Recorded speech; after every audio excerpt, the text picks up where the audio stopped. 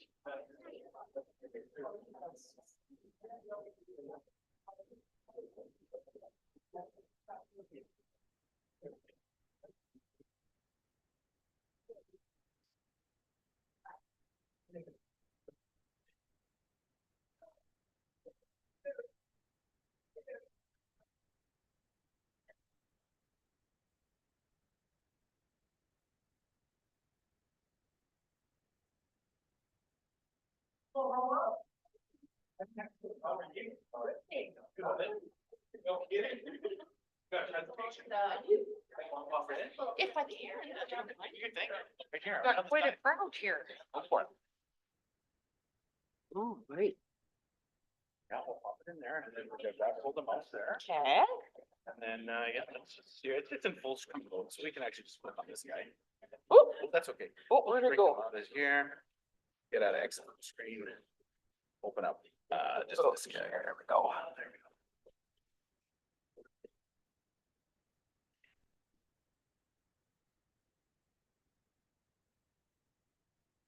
Here we don't sign in, so that's my next out of that. And then, yeah, just because we're not signed into any account. Gotcha. This will be ready for you to rock and roll. Okay. And then we'll put Zoom back up here, so that Shall I? Beginning.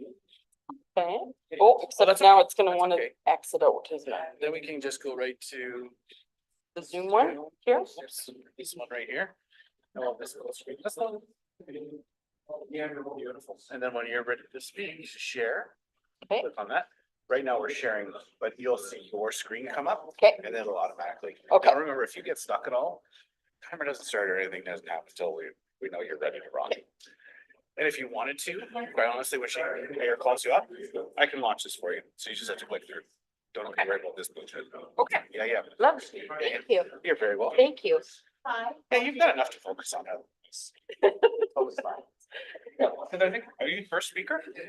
Should be, yeah. Yeah, I think there's an announcement and then. So yeah, I've got. Thank you very. Yeah, just remember, pull your stick before you. Pull your I've got like a bunch of sticks that I don't know where they get. Okay, perfect. I've got.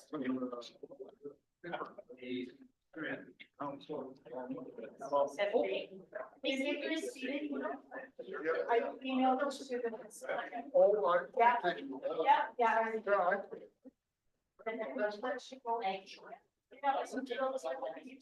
But yeah, so I just sent him all. No, that's great, thank you.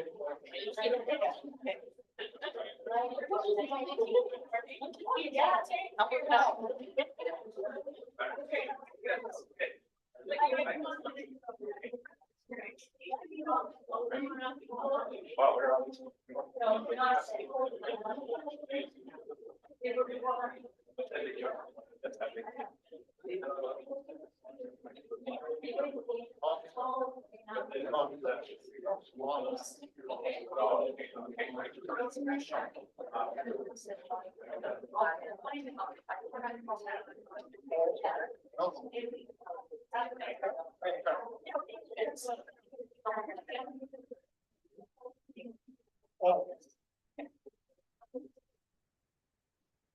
They're like an elevator.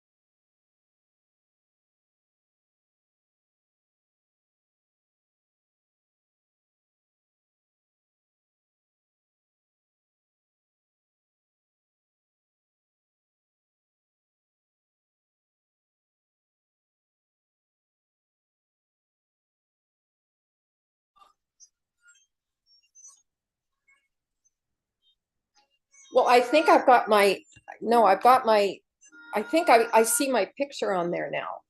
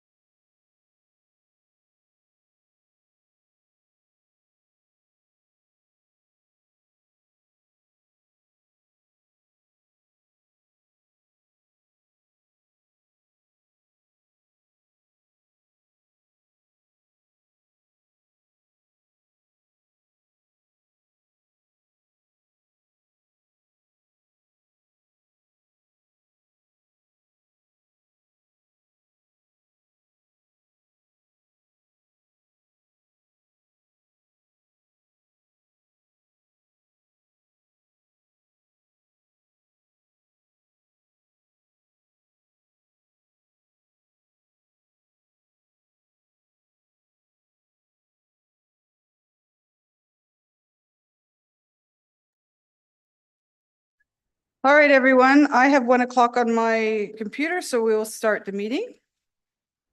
I'm going to call the meeting for Tuesday, March 4th, 2025 to order.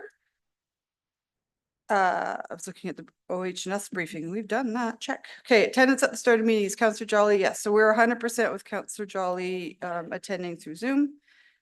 I need a motion to adopt the agenda. Councillor Mackay, go ahead. Yeah, thanks. That the March 4th, 2025 agenda be adopted as presented. Thank you for that. Call for the vote. Voting is closed. And that passes unanimously. All right, so obviously you can tell we have lots of people in the gallery, so we do have some registered speakers today. So number 3 on agenda is presentations. And so I will go in the order that I have received them. So first, there was a bunch that had signed up previously with, I think, Trustee Rouse being in the queue for 2 or 3 weeks. So we will let Trustee Rouse go, and then Mr. Ray Watkins. And then I have Phyllis Kelly. Is Phyllis Kelly here or in person or on Zoom? Thank you, Phyllis. Richard Plain, is he here? There you are, Richard. Nice to see you. Marilyn, I saw her online. Yep, Marilyn's online, so Zoom. Leonard Blakely. On Zoom, maybe? Zoom, okay. He's online. Thank you. Sandy Clark is a Zoomer. Online. Zoomer. I'm going to go in the order we got them. And then the ones that registered to speak just at the meeting up there, I've got Lorraine Carter. Thank you, Lorraine. Is it John Sabin? Is that how you say it? Sabin? Dick Tans is Tansy, I know that. Yeah. Is Phil Burt? Thank you. Is it Jenny Peter? How do you say the last name? Okay. Can I just go with Jenny? Jim Earl is here. Thank you. Jane Fife. Mark Cassidy. Mark and Sebastian Fratton. Sebastian? Is it Fratton? Perfect. Okay. That'll be the order. And actually, before we start, I was asked by the Gazette just to point out we have a new City Hall reporter. Tristan is in the house. Wave, Tristan. So hopefully he will be joining us more often in person, because it's always nice to have the Gazette here in person so they can see the real fireworks that happen down here. So we will start with Trustee Rose. Go ahead. Okay, and just so everyone, I want to have an understanding of how this works, because many of you may or may not have been here before. Everyone gets 5 minutes, and because there's a big crowd and we do have other agenda items, I will keep it to 5 minutes. There's a bell that our ledge officers will ding at about 4.5 minutes. So you are well aware that you need to wrap up in the next 30 seconds. And because of the topic, I thought, I don't always do a land acknowledgement at the beginning of every meeting, but I thought this might be an appropriate time just to ground ourselves in the land that we're sitting on. So I want to start with, we are going to respectfully acknowledge that we are gathered on Treaty 6 territory, the traditional lands of the First Nations and Métis peoples. As treaty people, Indigenous and non-Indigenous, we share the responsibility for stewardship of this beautiful land. So I would just want to thank everyone for coming. Obviously, we really do appreciate it. We prefer it when there's people in the gallery, because otherwise feel like we're working in a bubble that no one is aware of. But later in the meeting, we will potentially be considering a motion to hold a vote of the electors, more commonly called a plebiscite, regarding the potential renaming of Granite Community and associated municipal assets. And I want to be really clear that today's discussion is not on the name change itself. It is about the possibility of the plebiscite. The item, if currently March 18th is the scheduled date for the renaming. So today's discussion, I really would like everyone to focus on the plebiscite matter and ask that we keep that in mind as we move forward. This is not about removing Grandin or not today. We have a slide up because I think this is always important to recognize that some of the discussions could trigger painful memories, and not maybe for people in the room, but there are people that watch this. either live or later. And I want to make sure that they know if they are feeling in need of support. We have some resources there that they can call. And I think that's kind of, council really does appreciate this. And we want you to hear your thoughts, whether they're in person or in present. But we want to hear directly from everyone, Indigenous partners, community groups, business residents, because they're all very important to us. And I want to make sure everyone feels very comfortable in that. So whether you're in support of the plebiscite or not, please be respectful to everyone's right to share their thoughts on this matter. I've always said this on almost every contentious issue that we really do not accept booing or clapping in council chambers. And everyone has the right, obviously, to boo or clap. But if somebody's sitting beside you with an opposite opinion, it makes them feel uncomfortable. And I don't want anyone ever to feel that they cannot share their thoughts openly in this chambers.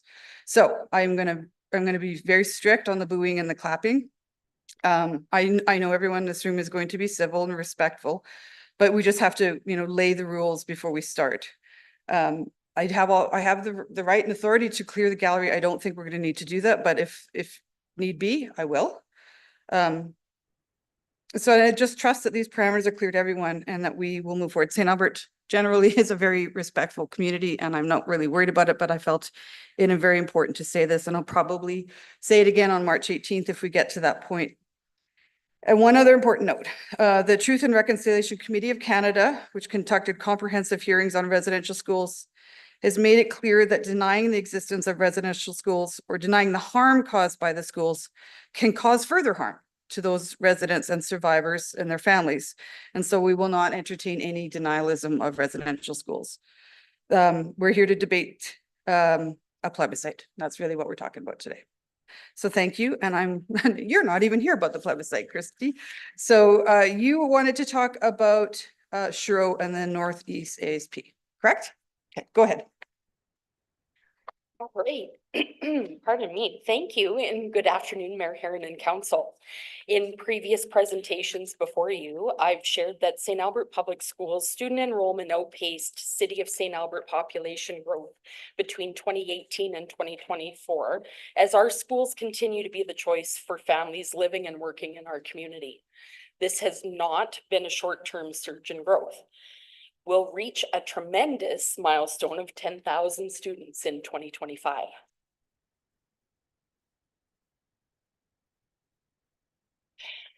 In November, I shared details of our growth and capacity considerations, particularly in the west and north portions of the city, as well as information about the School Construction Accelerator program created by the province to respond to the needs of Alberta's population growth by providing funding over 3 years to build schools where they're needed the most.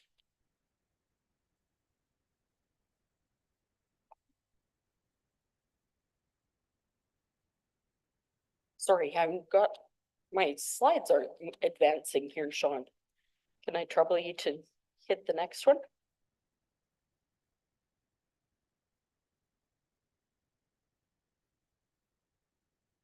Maybe we're frozen. Can we just pause the clock too for a sec? There we go. Carry on. Okay. We've expressed in writing to council, our MLAs, and the Ministries of Education, Infrastructure, and Municipal Affairs that our school division needs to access funding through this program to accommodate our youngest citizens. In a January letter, the Minister of Education reiterated these key program elements of shared school jurisdiction and municipality interest in school planning and construction. We are grateful to city staff for completing the Shiro Community Amenities School Site Readiness Checklist and to council for approving the Northeast Area Structure Plan in February. These are huge steps towards program eligibility for two much needed school builds in the west and in the north. We're excited to share that Landrex has generously committed 20 acres for a high school site within the Northeast Area Structure Plan. We know that the city and Landrex are now working diligently on zoning, subdivision, and servicing plans.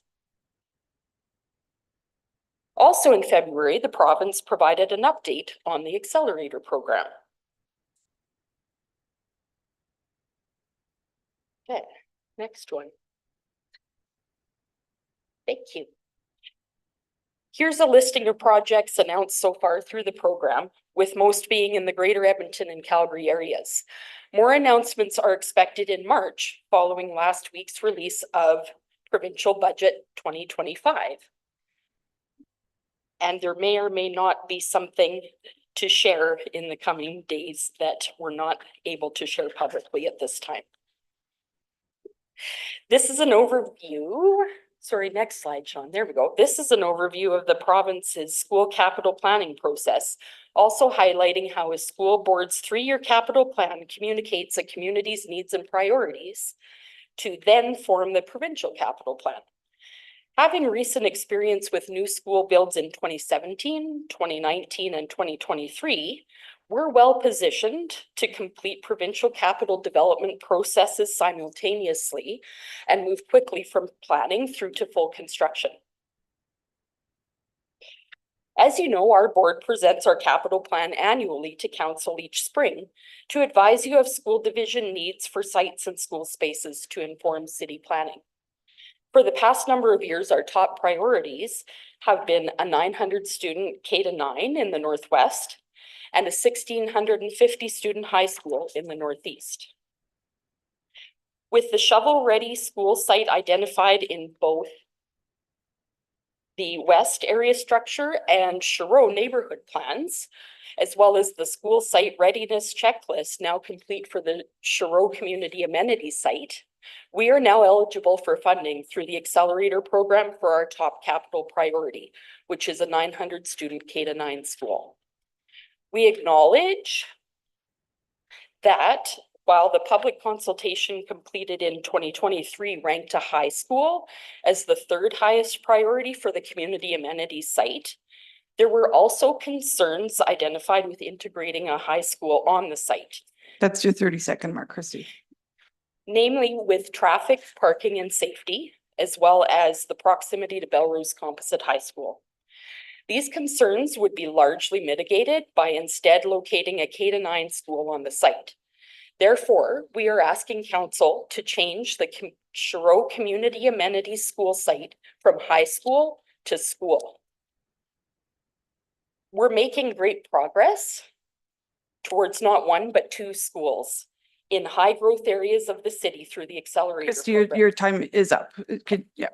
Is due. So the request is to change the area structure plan for them, for the Correct. west side. And I've got number 2 and 3 highlighted there as well on continued work for the Northeast site.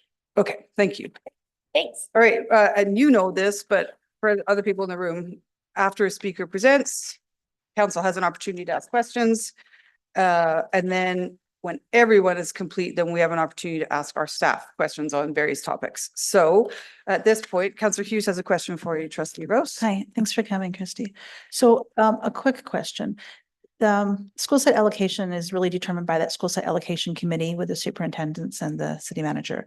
Have they agreed that the K-9 would be like, is that a consensus that the K-9 should be there, or is it just the public school board that has made that decision about the K-9 site that you'd like to have it on the community amenities site? I guess I'm asking, are the other school boards in agreement about that? I would say that the school site allocation committee is being finalized towards the JUPA right now, and that's still an area that's to be developed or to be finalized, but also that it's really up to school boards to identify what best school configuration goes on the site, whereas the city is providing the site and the servicing for it. Okay, thank you. Councillor Jolly has a question too. Go ahead, Natalie. Yeah, I'm just curious about the 20 acres. So I know that's not MR. So is that a donation to the school board, or is the school board purchasing additional lands in additional to MR? I can go back to the site, or sorry, the slide earlier in the presentation that has a letter from the developer committing 20 acres, yes. Sorry, it said provide in the letter. So is that, are they selling it to the school board, or are they donating it? They are contributing it, yes. Sorry, I don't know what contributing means. Is it a donation? Yes. Okay, thank you. It'll be interesting to hear more about that. That's news. Okay, yeah, and I think that's always been a bit of a confusion is we assemble school sites based on municipal reserve, which is the 10%, you well aware of. And if it was all the entire MR for Erin Ridge North, I don't think the city would support a neighborhood structure plan for that. So we're all confused of where this 20 acres is coming from. So if you have a letter, That's the letter. but there. if it says it's a land above and beyond the 10% MR is what we need to hear, I think, right? And I would also encourage or know. Work with the rather, developer, That yeah, Landrex and the city staff are working closely on that in terms of next steps with subdivision and zoning. The next step is a neighborhood structure plan, which I don't think we've seen yet. Okay, I think Landrex is still working on it. Okay, perfect. Any other questions? Okay, thank you. Okay. And I think same topic, Ray Watkins is speaking to Shro and the Northeast Area Structure Plan. So he might even have some of the answers to the questions. And sorry for the counselor. That's okay. Old habits die hard, I guess. It does. And by the way, you did a great job two Saturdays ago at the African or Taste of Africa. It Well, was great. thank you. Yeah. Okay, go ahead. You got Long 5 history. minutes. Yeah. Okay, am I on the clock yet? Okay. Thank you very much, Madam Mayor, members of council, for the opportunity to speak. I think St. Albert and the province, as we know, are facing historic student enrollments. St. Albert schools are packed. The Alberta government has announced this $8.6 billion initiative to try to relieve the pressure on the schools. And they're hoping that this money can build up to 30 new schools across the province and provide 200,000 student spaces.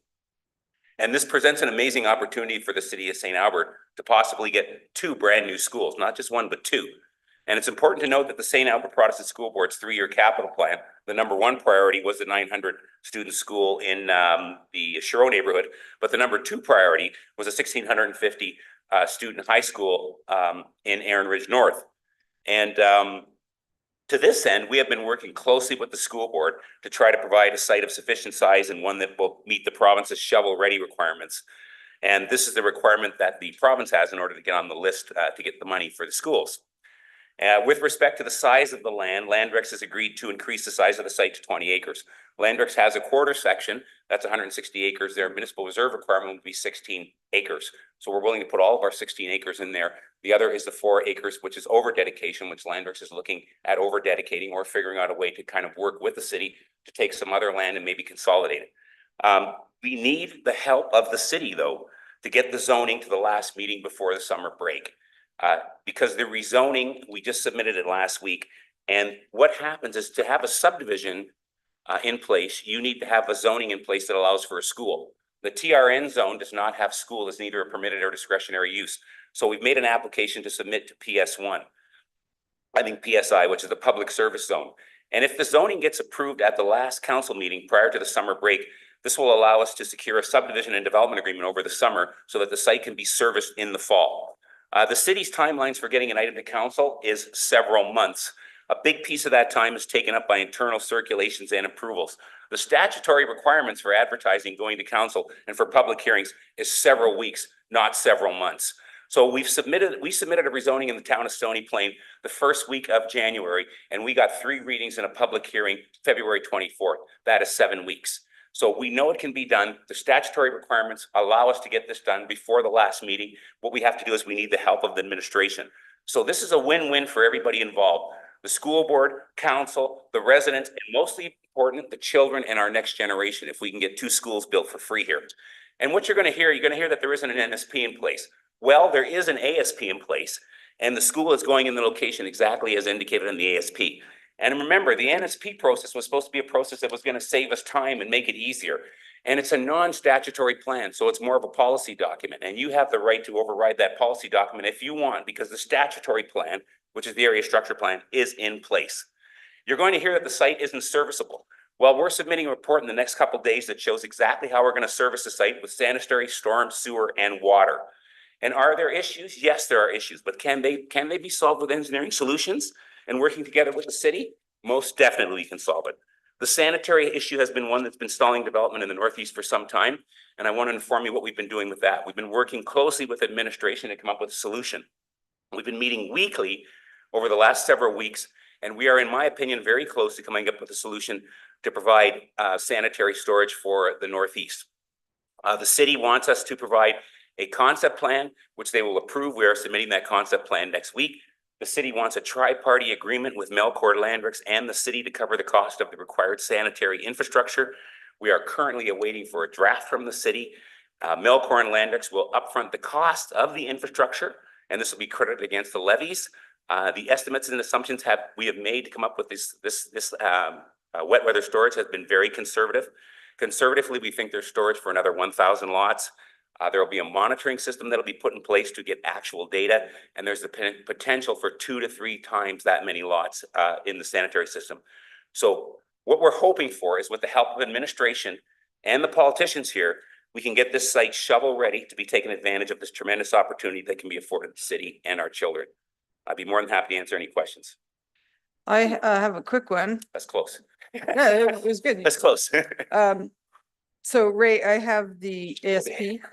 What's I got the land uses of the area structure plan, Yes. and I think I heard you say the entire land is 160 acres? That's correct. And you're proposing to take everything green here, consolidate into one That's correct. MR site. That's correct. So we can get a school here. That's correct. Okay. 20-acre site. And so do you have support? Like, I don't think that is going to be supported by the city. We need MR for trails. You're going to get rid of 2 other school sites if you do that. So now we're down to only 1 school site in that area instead of 2 or 3. So I'm just wondering what the conversation with administration's like. Is there? Well, administration doesn't support anything we do lately. Well, So I mean, we're trying to move ahead. but to move consolidate forward the with this. entire 16 Yeah. acres of MR into 1 site would not be supported by the city. I don't think. Well, I shouldn't speak yeah. for them. Yeah, I we could speak for I guess council, there's right? 7 votes, so Yeah, we're interested in trying to get a school here for the city. yeah. That's Well, what we're interested in. don't forget, we have 3 fully served school sites in St. Albert right now. So the pressure is to keep more school sites, not take away school sites. So, Well, that- we're just trying to provide a school site where the public school board wants the site okay, and okay. where they'd like to have the site. That's what we're just trying to do. But what you said is actually very helpful because Yeah. 16 acres will be MR and then there'll be another 4-ish acres donated by Landrex, Which we will work on seeing how we can do that. Yes, that's Okay. correct. which is a gift to the city, which we appreciate for sure. That's correct. 100%. If we can work together with the city and the city can accelerate this, come up with our zoning and help us out, yeah, correct. Perfect. That's what we Okay. plan to do. I think Natalie you had your hand up or was it the same question I had? Yeah, I was going to ask about just 100% of AR, so we'd have no trails or parks was kind of my question, but Well, I think I don't think all the trails, I think the public trail path is not taken as MR dedication. I think they're taken. I as can ask that US. when we get to Yeah. staff. Yeah. Councillor Hughes? Right away once. Yeah, I'm just gonna look for a little bit of clarity here, Ray. So if the first one where the high school, where you'd like to put the high school closest to the trail, that, Hold it up so everybody- that is like 4 hectares right here, right? Or 4 acres? Correct. So, and you're gonna do 20, so. We're like just going to extend that. literally- We're just going to lengthen that site northward. Right, but so then this are all gonna be going over here, is that what we're saying? Like none of this is going to exist other than this is obviously not developable, so, but.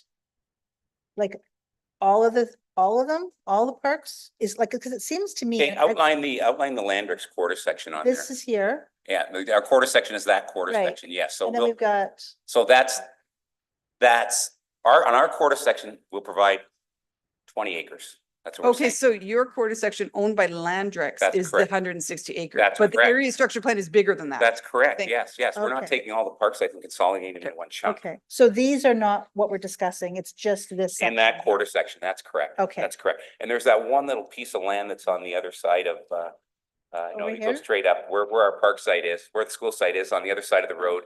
And the next quarter section over, which is a little Okay. blob of trees, which, it's hard to This point out. Come over here, okay, We'll talk about it later. okay, but, Yeah. so, but. what But we're yeah, not we have discussing- a quarter section of land, which is 160 acres. Right. We're required to dedicate 10%, Right. which is 16 acres. Okay, We're looking at over dedicating 20 to provide for the school site. right, But we Okay. want to help from the city to get this thing moving forward here so we can get it to be shovel ready. So it looks to me like the majority, if I'm guessing where 160 acres is, because I mean, I don't know your surveying, but it would, I'm looking at this and guessing that's your 160 acres? No, just the square. Just the square. Yeah, is that 160. square. Yeah. So you're, okay. So this is, so just so, because I think that there was some confusion a few minutes ago, thinking that these were also being Yeah. exchanged, but Yeah. that we're not No, discussing that no, now. no. Okay, thank you for Yeah. coming. Yeah. Is there anything you wanted from council when you came, or are you just coming to let us know what's going on? Well, like I said, what we'd like to do is try to get our rezoning from, which we've submitted from TRN to, I think it's PSI, approved at the last council meeting, if we can. And like I said, you're going to hear that it doesn't comply with the ASP and maybe it doesn't comply with the NSP. But the ASP is generally a document that we're showing the location of the school site and the general location. The NSP was supposed to be a document that was supposed to further refine the NSP and not handcuff us in trying to get the next step. So we're asking for help. And like I said, this is not a bad thing to get a high school for free paid for. This is a good thing. And I think that as politicians, you'd want to support that type of thing. So Thanks Oh, for my coming. thoughts. Thanks for Great, coming. Next. Natalie's hand is back up. Go ahead. Yeah, I'm just curious about when the proposal will be with the city. The application to rezone is submitted. The application to subdivide is submitted. The servicing port on how we will service the school site will be submitted tomorrow. Okay, great. So Yep.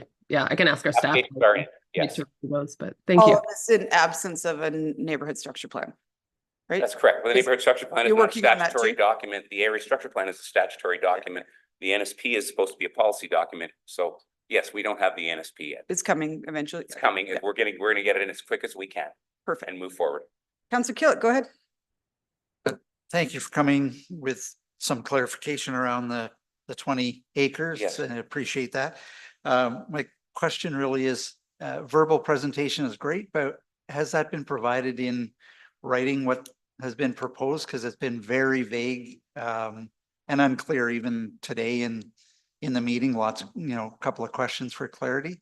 Has that been kind of put in writing so it to the city either through planning or any other That's what's been mechanism? put in writing, Councillor Killen. How you're going to achieve the 20 acres? No, we submitted the subdivision showing the 20 acres and we submitted the rezoning showing the 20 acres. Okay. We haven't had any discussion with the city yet about acquiring, how they're going to acquire the 20 acres.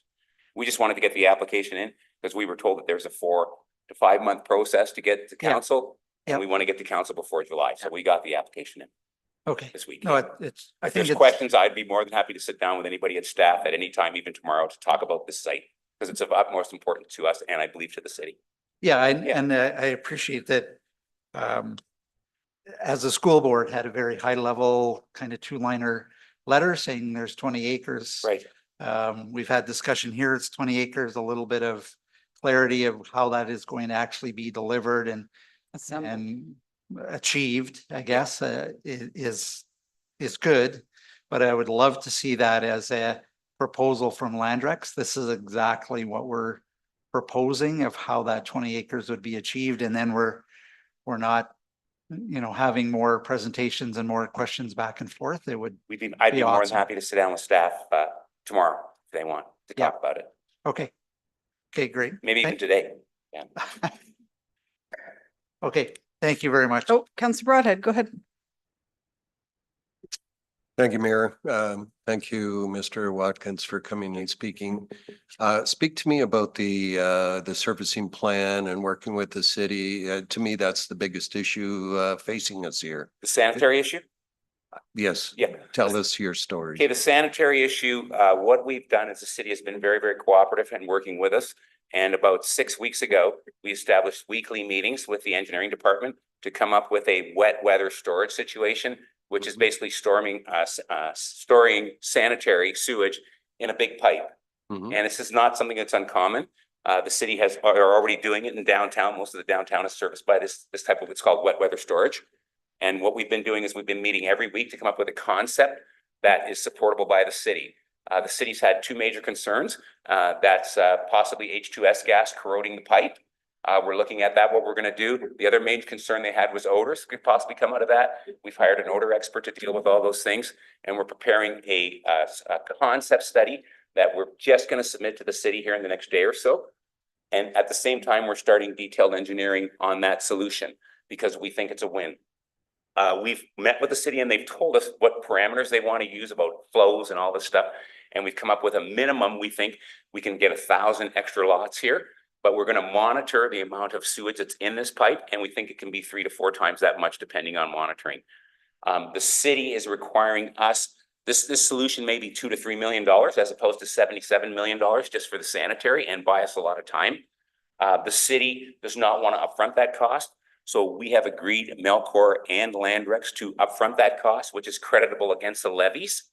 And in order to do that, we have to enter into a development agreement with the city to build this infrastructure and to pay for it, right? And although also it'll deal with maintenance and everything else about the structure, right, in the development agreement. And we hope to get a draft of that development agreement here in the next week or so. The city has told us they'll give us a draft of that agreement.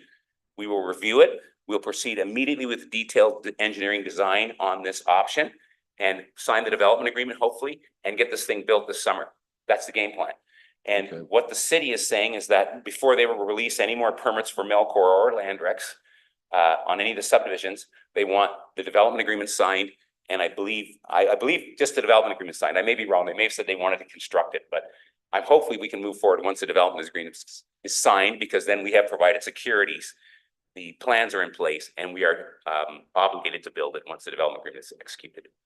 So that is where we are on that. We feel very confident that we're going to come up with a solution to solve the sanitary capacity issues in the Northeast for the next few years, for sure. Okay. And just to follow up, so you represent Landrex. I would hear the same thing from Melcor. We've been having joint meetings with Landrex and Melcor's representatives, and Melcor are on site with the upfront costs and the tri-party agreement. Yes. Okay. Thank you for that. Appreciate it. Okay, I see no more council questions. Okay. There might be some, obviously, of our planning staff. Okay. After all the presentations. Yes. Okay, thanks, Ray. Thank you very much for your time. All right, next on my list is Phyllis Kelly. And I'll just also give everyone like in the queue. So Richard Plain will be up next. So Phyllis, thanks for coming.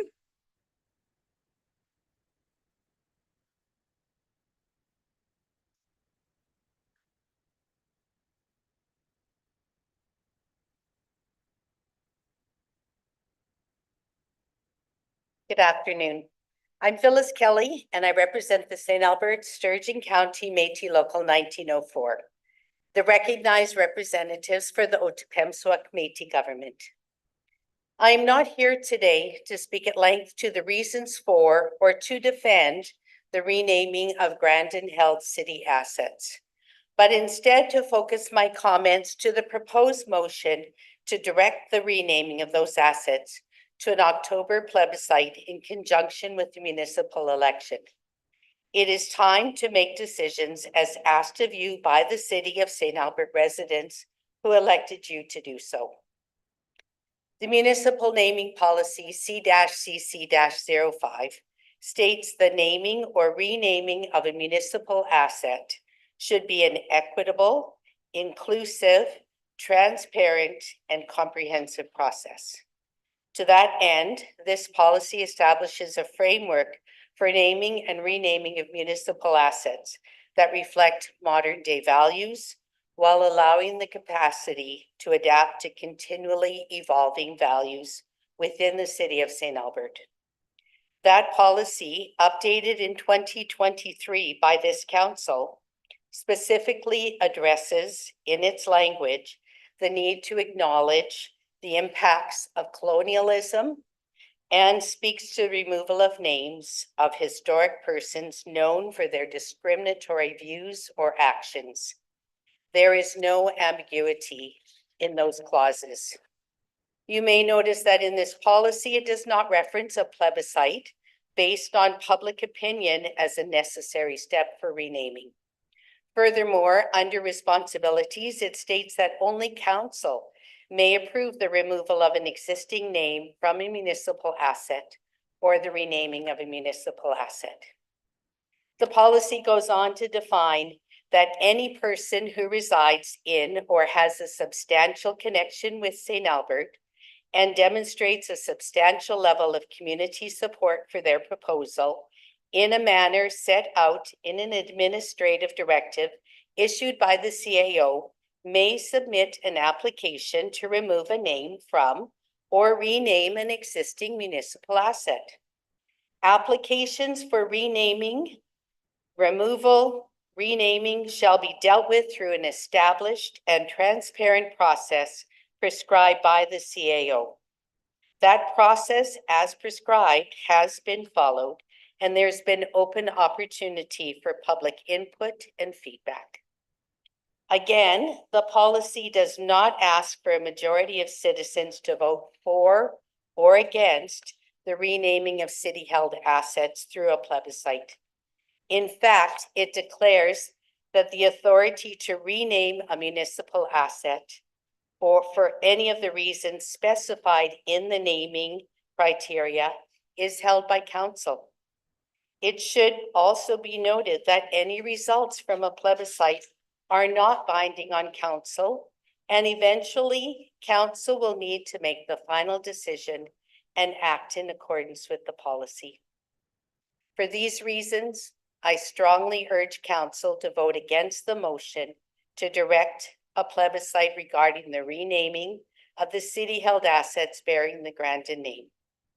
This is the first time the city has acted upon this updated renaming policy and its guidelines, and it's already taken 8 months to get to this point. It is not necessary nor appropriate to delay this decision by another 8 months. It is time to move forward and proceed with your decision on March 18th and to follow the priorities in your strategic plan to continue to honor truth and action reconciliation. Thank you for your consideration of this matter and the opportunity to speak on behalf of the St. Albert Sturgeon County Métis Local 1904. Thank you, Phyllis. Councillor Hughes has a question for you. Thanks. Just a quick question. How did you learn about the plebiscite? How did you learn about the plebiscite? It is on the public notification. Plus, we were informed by the Indigenous liaison that works for the city. Okay. That there was something coming. Okay. In regards to the renaming. Okay, thanks. So the city gave you the city reached out. Yes, and they just said there was something coming, and when I looked online, then it was the plebiscite. Thank you. You're welcome. Councillor Jolly.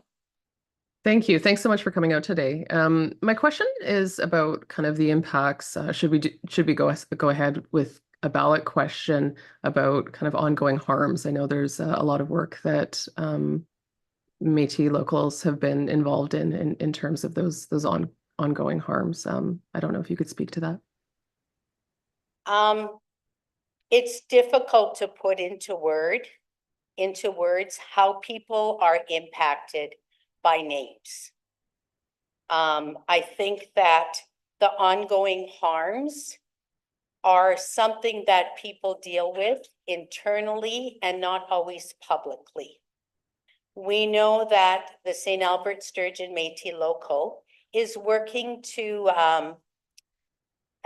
part of our arm is to uncover stories and survivor stories regarding those survivors and descendants of survivors that attended Youville Residential School. So to speak about how it would impact people moving forward to delay this, I can't really speak to that. I can speak to my own experience, but again, that's a personal experience. We honor our Treaty 6, Confederacy of Treaty 6 brothers and sisters who have written a letter of support to move forward with this renaming. Thank you very much. I don't necessarily have a question for you, Phyllis, but first of all, I want to thank you because I know I've heard that it's not easy sometimes to come to chambers in person. There's a bit of fear. We talked about setting the stage to make it comfortable for everyone. So a message for you to maybe take back to the local, depending on how today goes, if we have this conversation again on March 18th about the naming, I just want to make sure that the city will go out of the way to make anyone feel comfortable to present on whatever side of the issue they're on. So if you can let the local and your membership know that we can do Zoom, we can do anonymous, we can do cameras off, we can set space aside, whatever makes you guys feel comfortable. I appreciate that. Thank you. Thank you. Okay. Next up is Richard Plain, and then following Richard is Marilyn, who is on the Zoom call. So Marilyn, if you're listening, get ready to speak after Dr. Plain.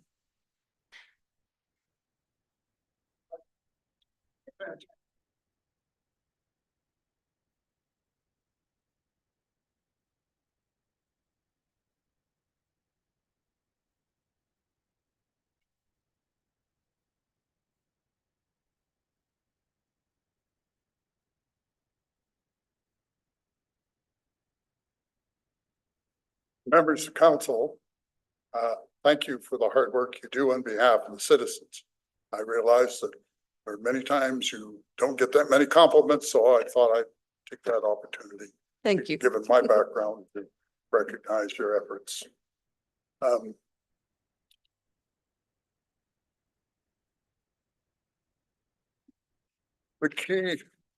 have one key recommendation.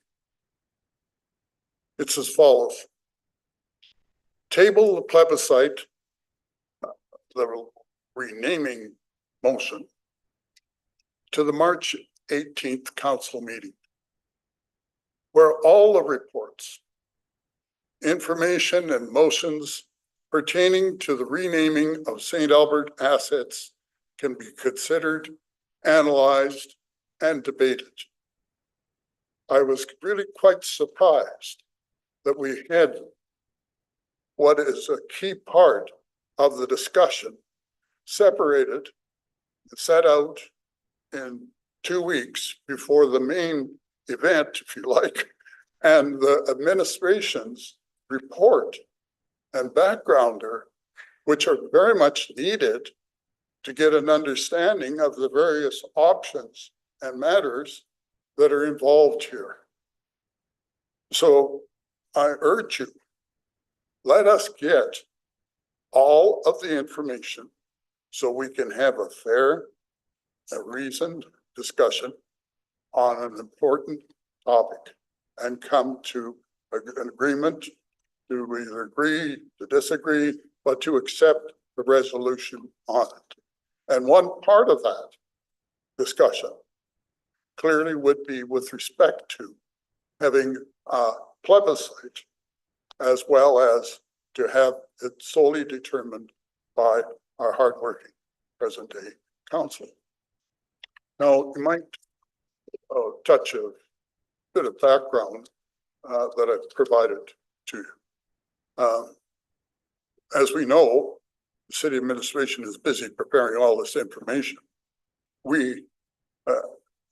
Now, the fact of the matter is, the identities and addresses of the individuals initiating the renaming actions are closed in anonymity. A similar observation holds true with respect to the operations of the naming committee.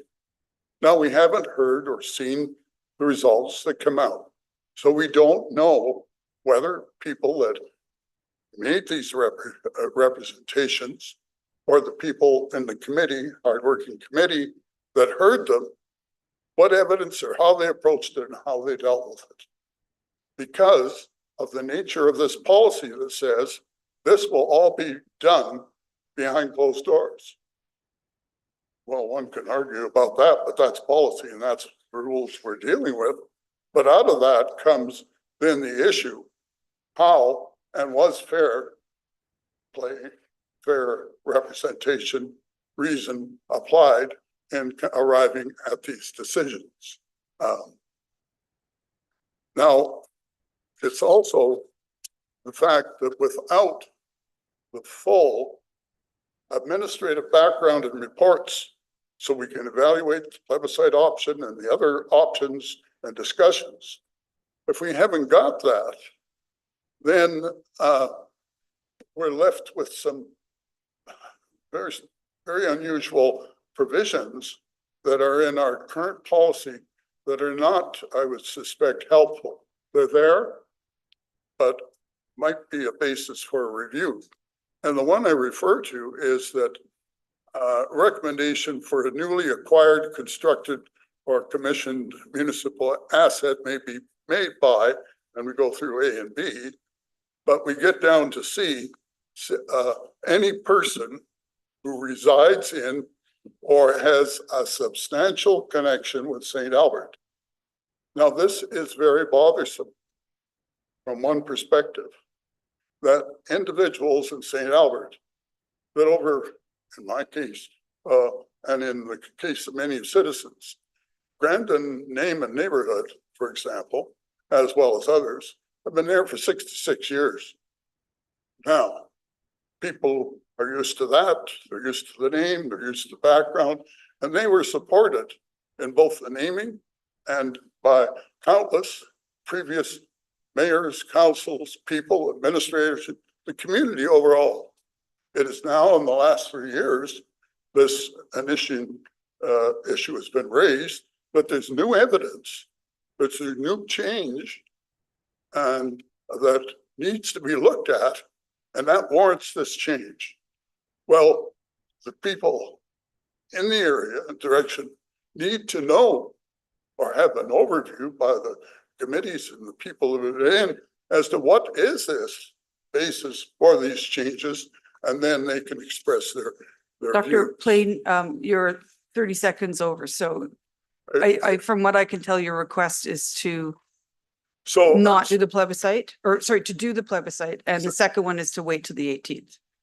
I'm saying yes, is to say, I urge you, it's been advertised for March the 18th, that we could get all of the information together, have a sensible and clarity and questions sorted out, in particular the background report, and we do not have that now, and we're singling out this particular approach separate from the rest. All right. I don't think that's fair. Is there any questions for Dr. Plain? Okay, thank you. I'm sure you're going to stick around. And next up we have Marilyn Wrangler, and I think your camera was on, but now it's off, Marilyn. I don't know if you want to turn it on. And then after Marilyn would be Leonard. So Marilyn, are you with us?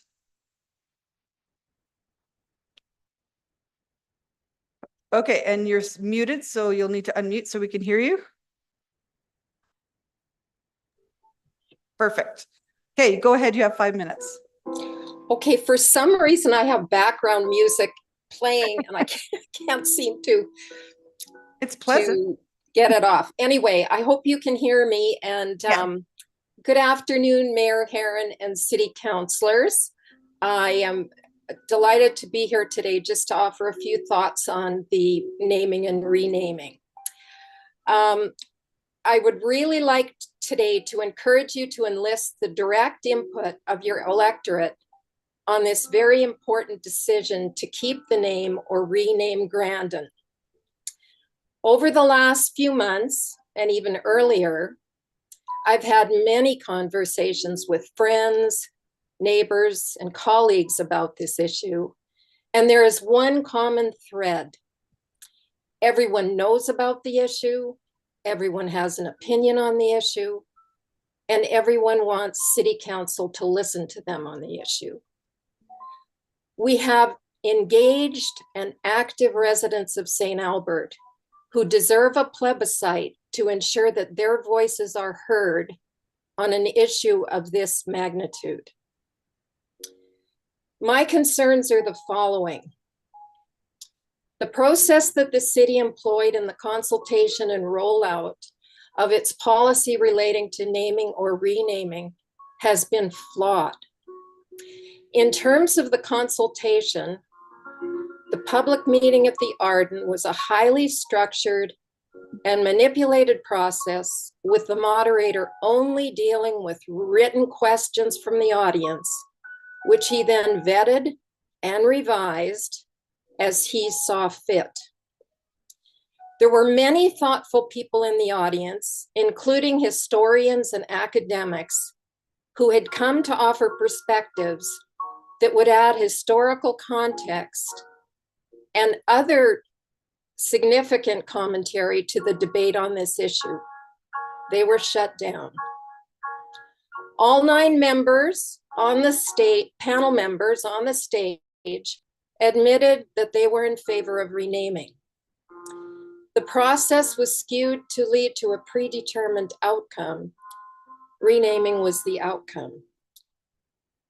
Since then, there has been a lack of transparency in terms of the information provided to the public about the work of the naming committee, such as where are their minutes, where are the reports, who are the individuals who initiated the petition to change the name of Grandin?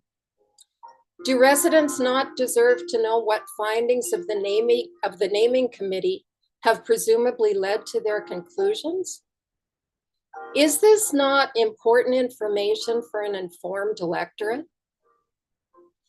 The Cultivate the Conversation web portal has an active survey soliciting new names for Grandin, basically confusing residents about the process and seemingly preempting the actual decision on whether or not renaming has happened.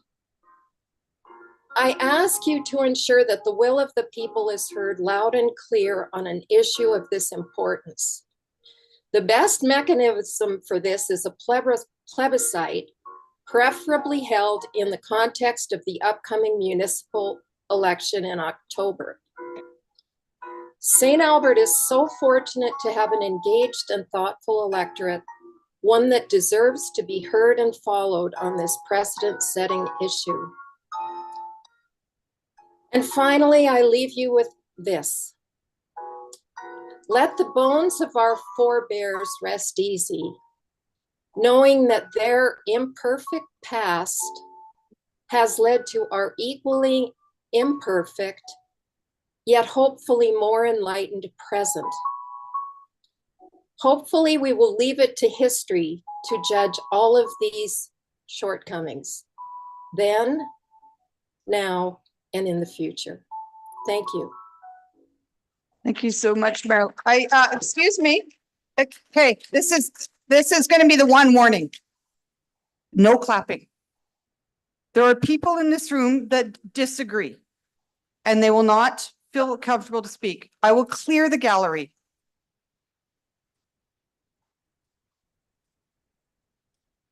Marilyn, appreciate you taking the time. It's good to see you again. I don't see any council comments at this time, so we're going to move on to Leonard, who is also on Zoom. Go ahead, Leonard. And you're still muted.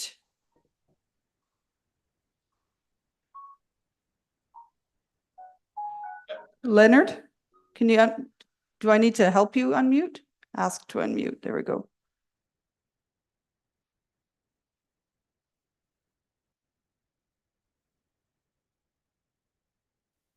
I hit my screen share. There we go. You're unmuted now. Go ahead. I hit my screen share and it completely messed everything up on me. It was showing second. Try again. I will do that.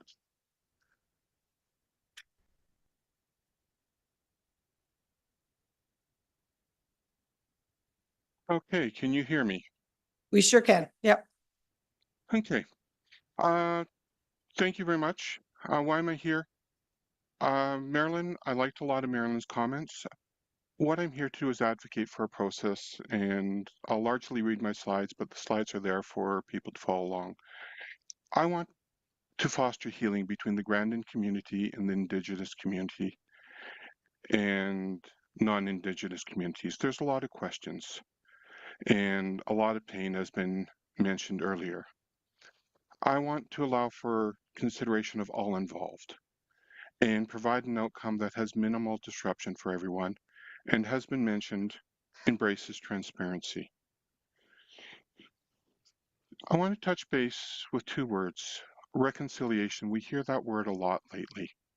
It's the restoration of friendly relationships and the action of making one view or belief compatible with another.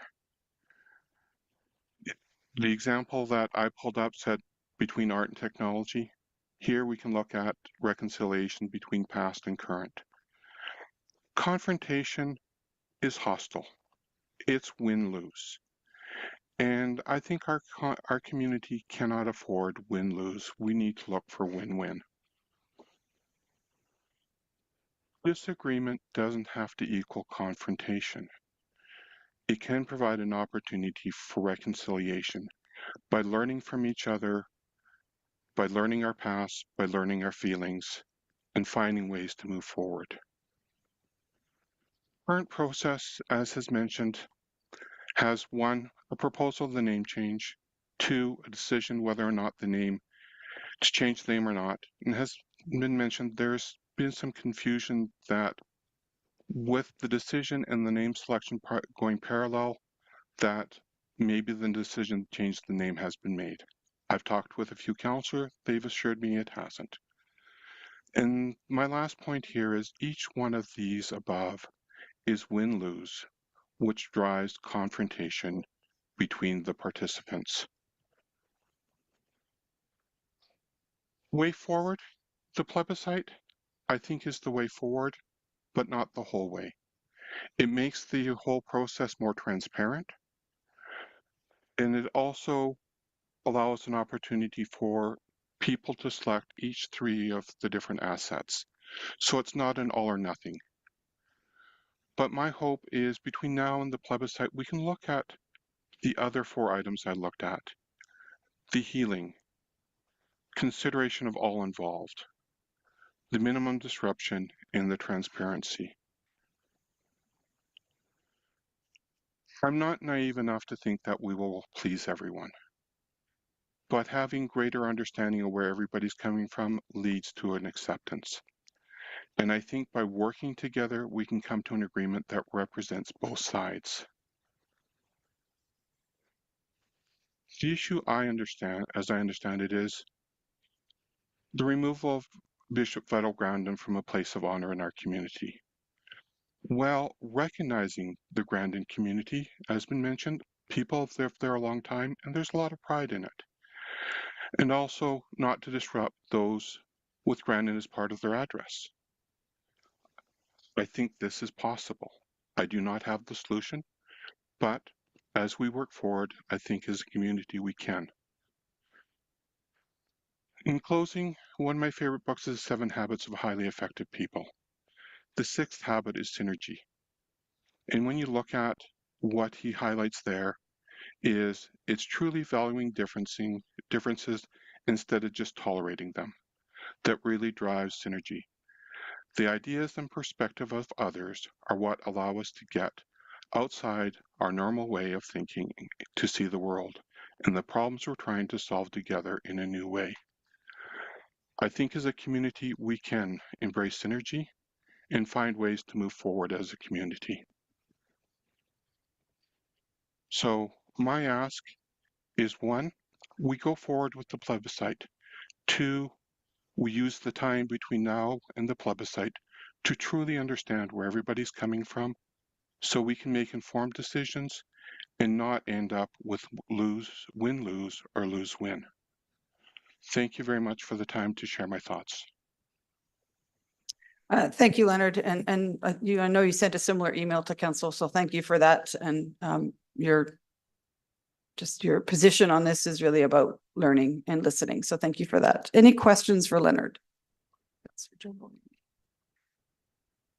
Okay. Oh, I should have announced next. Sandy Clark is next, and I think Sandy is on Zoom. There she is. And then after Sandy will be Lorraine Carter. Hello, Sandy. Hi there. Thank you for the opportunity to speak to Councillor Hughes's motion regarding the plebiscite on the renaming of Grandin. I commend Councillor Hughes for her foresight to bring this forward. On reviewing the municipal naming policy, there is a clear intention that council in the naming and renaming of a municipal asset will be equitable, inclusive, transparent, and comprehensive in their process. It clearly defines equity or equitable as meaning fairness and justice in the process. Inclusion is said to mean an environment in which all people are respected, their differences embraced, and they all have the same opportunities. In support of Councillor Hughes's motion, having an open debate in council chambers on such a contentious issue will bring emotionally charged opinions. By allowing a plebiscite, this council allows St. Albertans to voice their choice without pitting neighbors and neighborhoods, friends and family against one another because of differing opinions in what will almost certainly be a heated and emotional discussion and outcome. This council has the opportunity to open the door to transparency in accordance with their own policy while keeping opinions private, thus providing the next council with a clear and decisive direction. While a plebiscite is not binding, but simply directive, the recent Cultivate the Conversation survey results are also non-binding as well. The plebiscite questions can provide certainty to the opinions of St. Albertans without publicly pitting people against one another. Thank you again for the opportunity to convey my concerns to you today, and I hope that in the face of a very contentious issue, that each of you do everything in your power to ensure transparency, fairness, and equity, and that you allow the voices of all St. Albertans to be heard, not just a few. Thank you. Thank you. Sandy, any questions for Mrs. Clark? All right, I will now invite Lorraine up to the microphone, and after Lorraine will be John Sabin.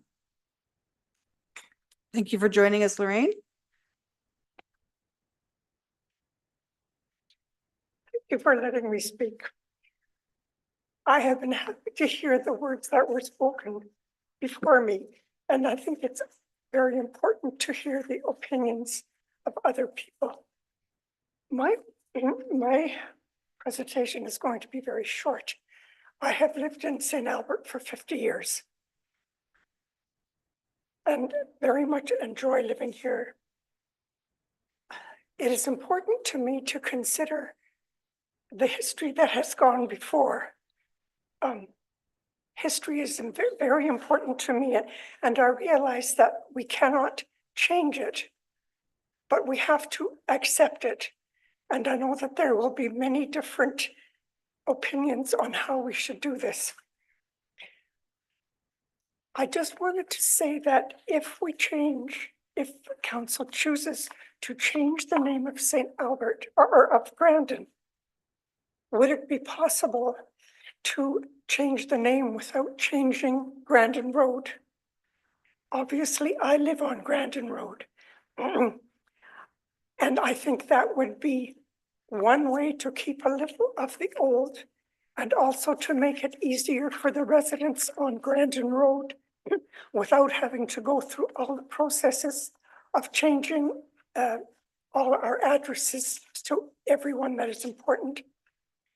And if it does take a plebiscite to come to a conclusion, then I would agree that that is a good idea. Thank you for hearing me. Thank you, Lorraine. Okay, so I took 2 points in favor of plebiscite and maybe just keeping the Grandin Road name. Any questions for Lorraine? Oh, she's gone. John is up next, and then Dick Tansey.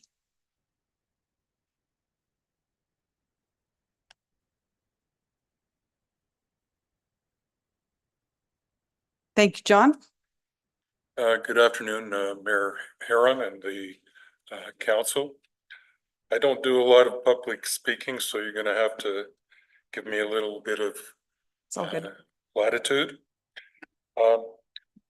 And the reason that I put my name up is I just wanted my voice to be heard. And in the subject of the renaming plebiscite, I think people need to realize that in the past, things were done differently than today. And today there seems to be a lot of movement to judge the past by today's standards. And to give you an example, just when I was going through school, the strap was a common way of discipline. Today, you strap a kid and heck, you're in jail. Was I abused? Do I think I was abused? No. I knew the rules. I got caught. I got the strap. End of story.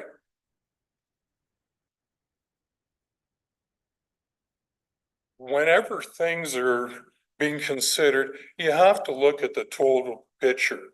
Just because something isn't the way you want it to be or like it to be, it doesn't mean you have to take out your broom and sweep it under the carpet so that it's out of sight, out of mind. You know, we take great pride in considering that we're enlightened and we think a lot more advanced than we did in the past. Yeah, we probably do.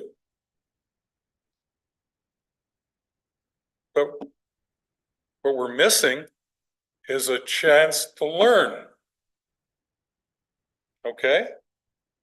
In the example of Grandin, yeah, he had some issues with regard to the residential schooling.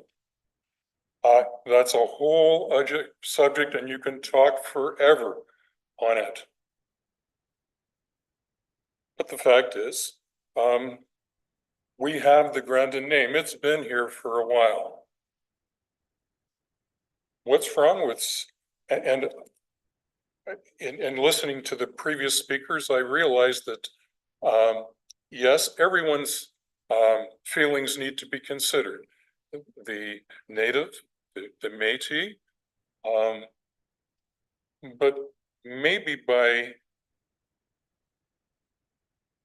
admitting that Brandon was not that great a guy, maybe there's some solace in that admission.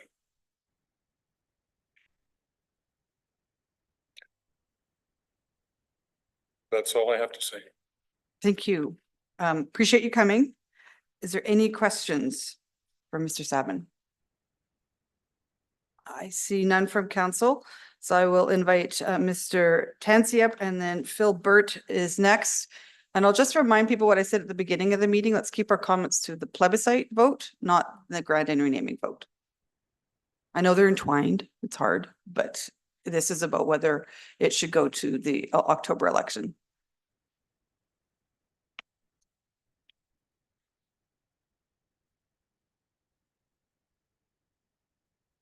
Good afternoon, Madam Mayor and councillors.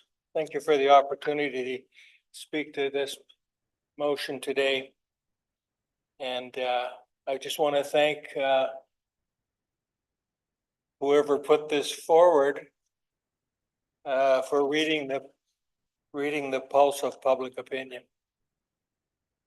And that's really astounding with what we've been seeing with this whole effort over the last 2 or 3 years. The public opinion has not really been front and center. Ideology has been front and center. And so that's got to change. Clearly, the renaming of Grandin is a hot topic. Unfortunately, city administration has chosen to censor any debate under the guise of alignment with the reconciliation principles, which I trust each of you can recall. Or maybe not. If asked, most of us can't. A recent survey in the Gazette found out over 500 respondents to a questionnaire about being in favor or not of renaming Grandin. 82% of that 500 said no, they don't want to rename. If that doesn't give one pause, I don't know what will.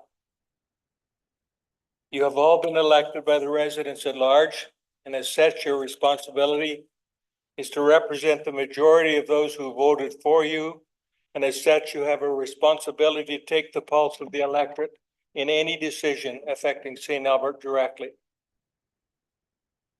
I believe this motion is a pathway to that decision.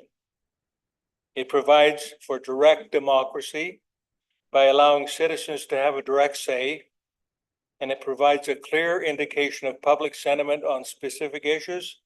And by putting issues to a public vote, it can enhance transparency and accountability which unfortunately the current process does not do.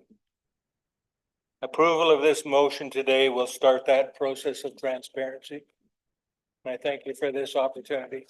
Thank you. Is there any questions from Mr. Tansey? Seeing none, I have Mr. Burt. I think I saw him waiting. And then next up is Jenny.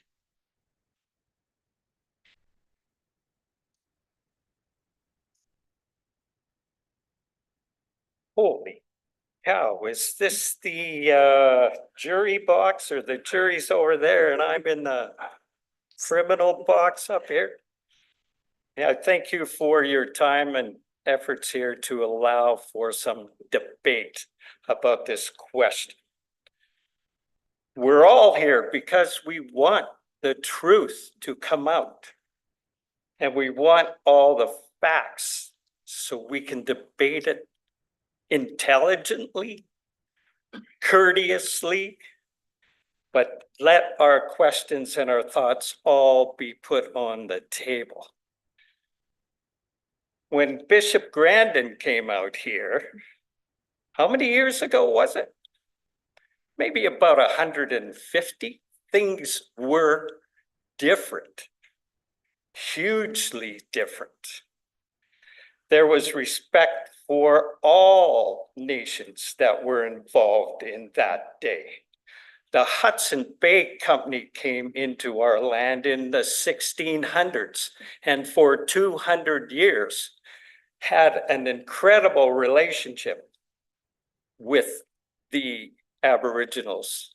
Fact is, without the Aboriginals, there would have been no fur trade, no establishment of St. Albert, no establishment as they moved west with the direction of our Aboriginal people. We are all very proud of our history that way. So when we get into this conversation of names, what's in a name? Where are we sitting right now? What's the name of this building? What's the name of St. Albert? So where do we start in this whole renaming issue? And the courtesy is to let the representation of democracy, which means everybody should get a vote in such a concept as naming, renaming. We should all have a vote on that. The problem has been at the accuracy of information that we've received or tried to even investigate has not been transparent as it could be. So we're just asking through a plebiscite that we can get the details, as been said before, so we can make an intelligent and coherent and accomplish the things we want to do. Is there's going to be two sides to every story. We come to some reconciliation. But guess what? That whole process starts with truth and reconciliation. Without truth, there is no reconciliation. So that is all we're looking for, and I'm very much in favor of a plebiscite. Thank you for your time. Well, thank you. Is there any questions for Mr. Birch? So Jenny is up next, and then I have Jim Earl. Thank you for joining us, Jenny. Good afternoon. I'm just really for the plebiscite because I think that people of St. Albert should decide, not should be the city hall. Same like, I still remember the last plebiscite that we had about the library. Most of the St. Albert voted no, but the library was still built. So I believe that, or I would like to believe that with the plebiscite, it'll end up like the people are wishing for. Thank you very much. Sorry, thank you. Is there any questions for Jenny? Seeing none for Jenny, I have Jim Earl, then Jane Fife.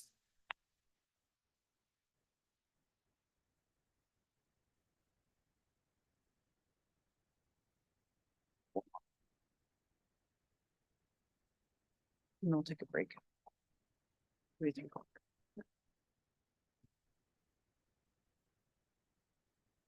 Good afternoon, Mayor Herron and all councillors. From the renaming website, I was able to glean out from the webpage council decision pending. The first sentence, no final decision has been made regarding the renaming of Grandin neighborhood or other labeled assets. From the section, we want to hear from you on any new name. From the survey that was the focus, any new name up to 3 with rationale. From the Gazette survey from the 14th of October last year, should Grandin neighborhood be renamed? Simple question. 3 simple choices. Yes, no, not sure. No, the majority was 78%. Same question at the end of January this year. This time, the no majority increased to 82%. So more people knew about this renaming event to come up in the future. From the Gazette survey poll question today, should residents vote on the possible renaming of the Grandin neighborhood? Simple question. 3 simple choices. Yes, not sure, no. Yes, the majority at 82%. So there's a lot of want to know out there. Could someone reading the council decision pending paragraph conclude the use of Grandin should still could remain a choice? The next paragraph seeks an opinion for any new name. The survey structure guides a person to provide up to 3 names and why each is suitable for St. Albert. What is a person to conclude when the excluding Grandin name option is at the heart of this exercise? Why would the retention option not be there as well for a balanced response? It is clear a plebiscite will allow for that balanced response. Should those eligible to vote expect anything else? That's what I have to say. Thank you. And actually, we have a question from Councillor Hughes. Hi, thank you for coming. So you mentioned that you filled out the survey. Yes. So did you, when it asked for the names, did Yes. you write in Grandin or did you? I probably put in an analogy of what I thought was taking place. And it was probably expunging the very history of why Grandin or why St. Albert is here. And it's the French culture that really is the fostering start of everything here. So just so I understand, so you didn't put, you did not put the name Grandin in the write-ins? No. Okay, thank you, that's all. Okay. Any other questions? Seeing none, I'm going to ask Jane is next. Sorry, Jane. Be careful. And then after Jane will be Mr. Cassidy. Mark is still here? There you go. Okay. Well, lots of stairs and chambers here. Sorry. Good afternoon, Mayor and councillors. Thank you very much for having me approach the council today to speak. most of the things that I would like to bring to council to make comment on have already been stated, so I won't reiterate, but I do ask council to hold a plebiscite on the renaming of Grandin and take into consideration what the feedback from that is. And I would really urge transparency and honesty and truth. And that's really what I think what people want to hear. And I'm very interested in hearing more about the reasons why 2 and 4. That's all I have to say. Thank you. Thank you. Any questions? Seeing none, Mr. Cassidy, and then Sebastian Fratton.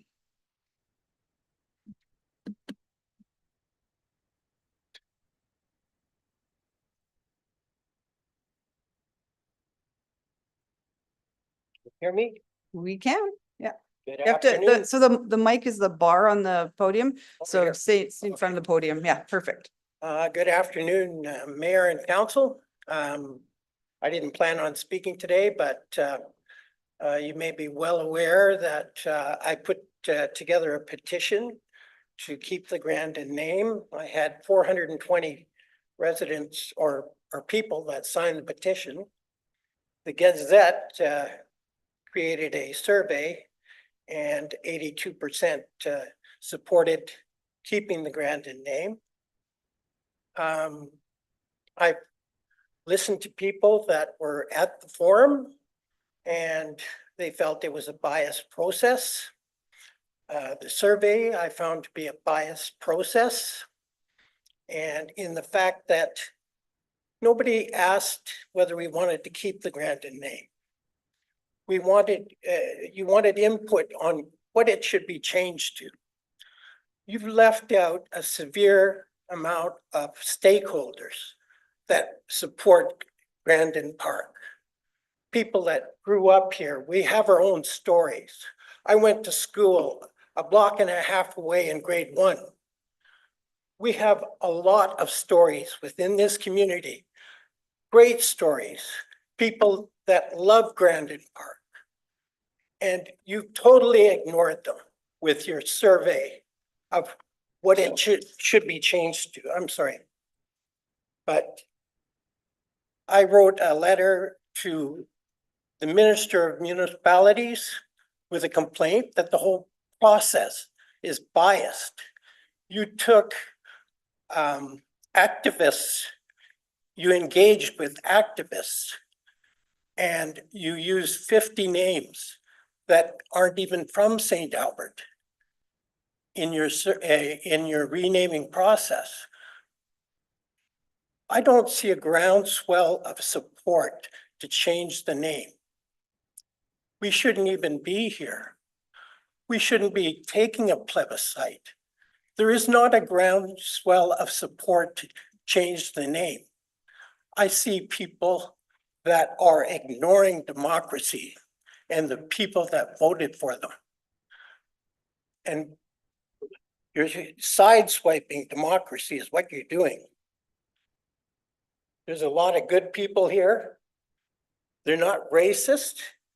They're just great people in the community that love Grandin for whatever reason, whether it's going to that swimming pool or going to the school down the street. They've got great memories, and you erasing them is not going to change that. Thank you. Thank you. Any questions for Mr. Cassidy? I see none. So we have Sebastian Fratton, and I did get a message. We have one more speaker. Is that correct? We understand someone in the gallery is not registered to speak, but would like to. And that's complete. What's the name? Hold on. It's in the chat. I think it's. Is Daryl with us too? Daryl Kramer? Okay, so Daryl, you're going to be after Sebastian, and thank you all for coming. So go ahead, Sebastian. Thank you, Mayor Heron and Council. I have to give you a little background of myself personally before I make my statements. When I was 4 years old, my father died. And I was placed in an orphanage.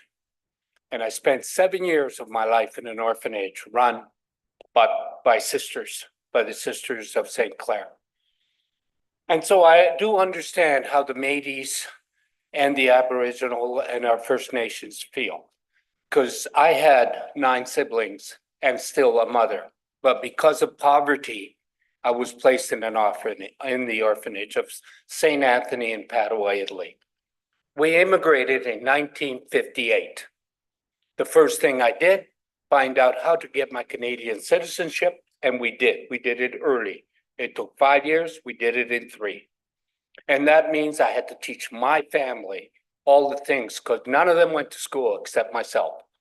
One of the strong things about going to that orphanage, call it a residential school or whatever you want to call it, is I learned to be educated. I got to want to be educated. So when I listen to all of the calms and the cries of I'm being taken away and et cetera, I look at it and I say, yes, but you got opportunities as well. And we never hear that part. Reconciliation is a 2-part process. You give and you take. First of all, I have to say I'm Catholic. I will also say that I'm Catholic and I'm proud to be one. Okay, so we got hit with taking care of the residential schools. Bishop Grandin, Father Lacombe, Father LaBelle, Father Morin, all became part of this education process. We took over that responsibility because the Anglican Church, the Church of Canada, could not do it. But because we had Quebec on our side and that whole province was Catholic, were able to put enough people together to educate them, to bring them forth. I can see where problems occur, but we need to reconcile that problem. And always fighting the reasons why we got put in residential schools needs to stop. We know that it was wrong. Bishop Grandin, I mean, I looked last night and I looked at how he got involved.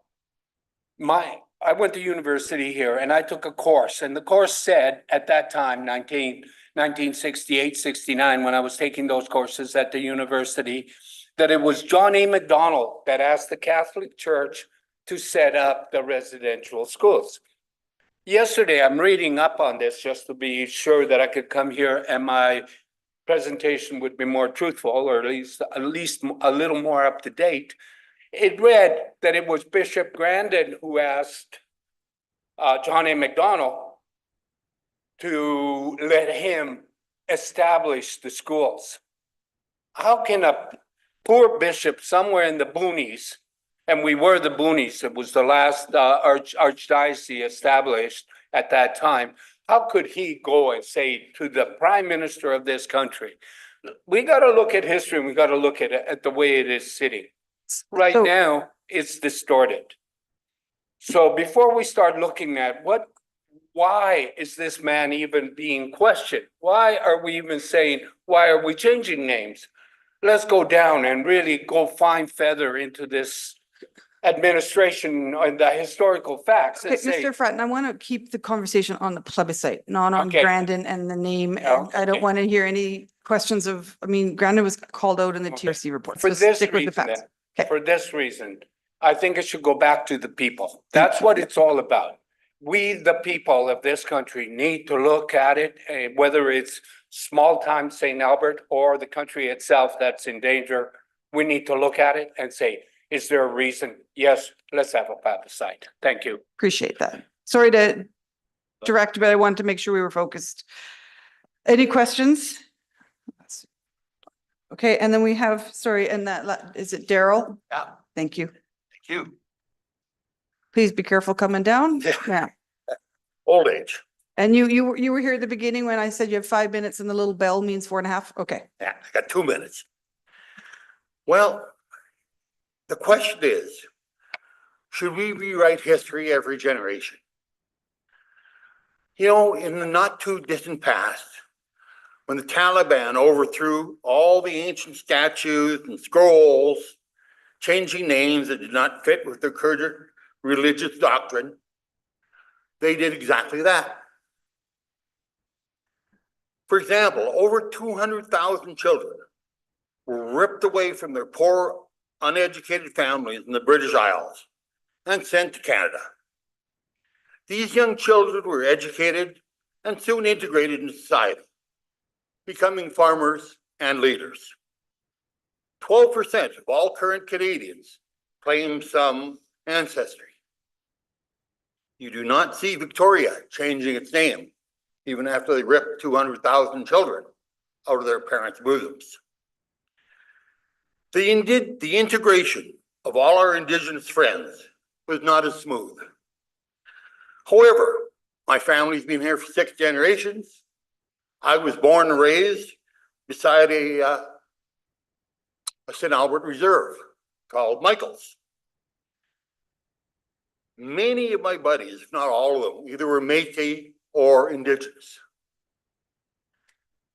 Those Indigenous and Métis people integrated in society so perfectly that the residents of the Michael's Reserve petitioned the government to split the land fee simple between the reserve members. These were all my buddies.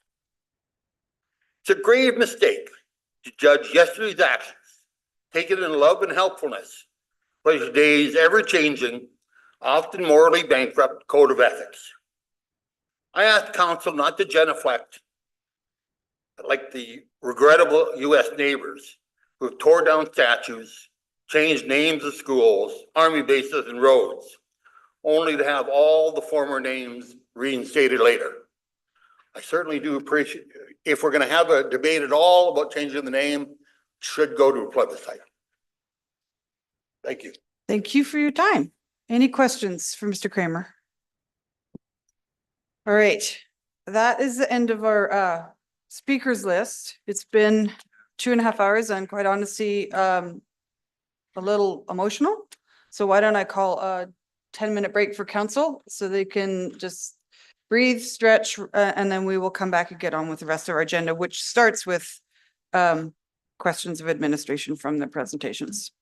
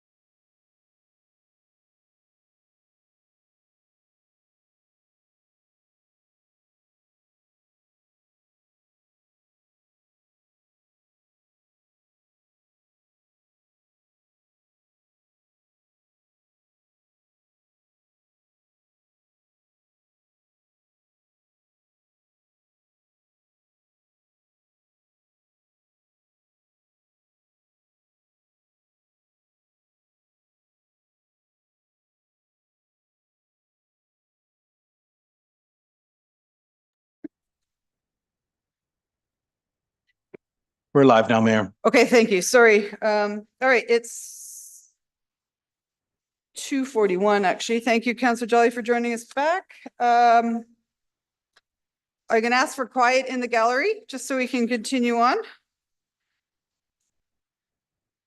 We are on agenda item number 4, council, which is business arising from presentations, delegations, announcements, and public appointments.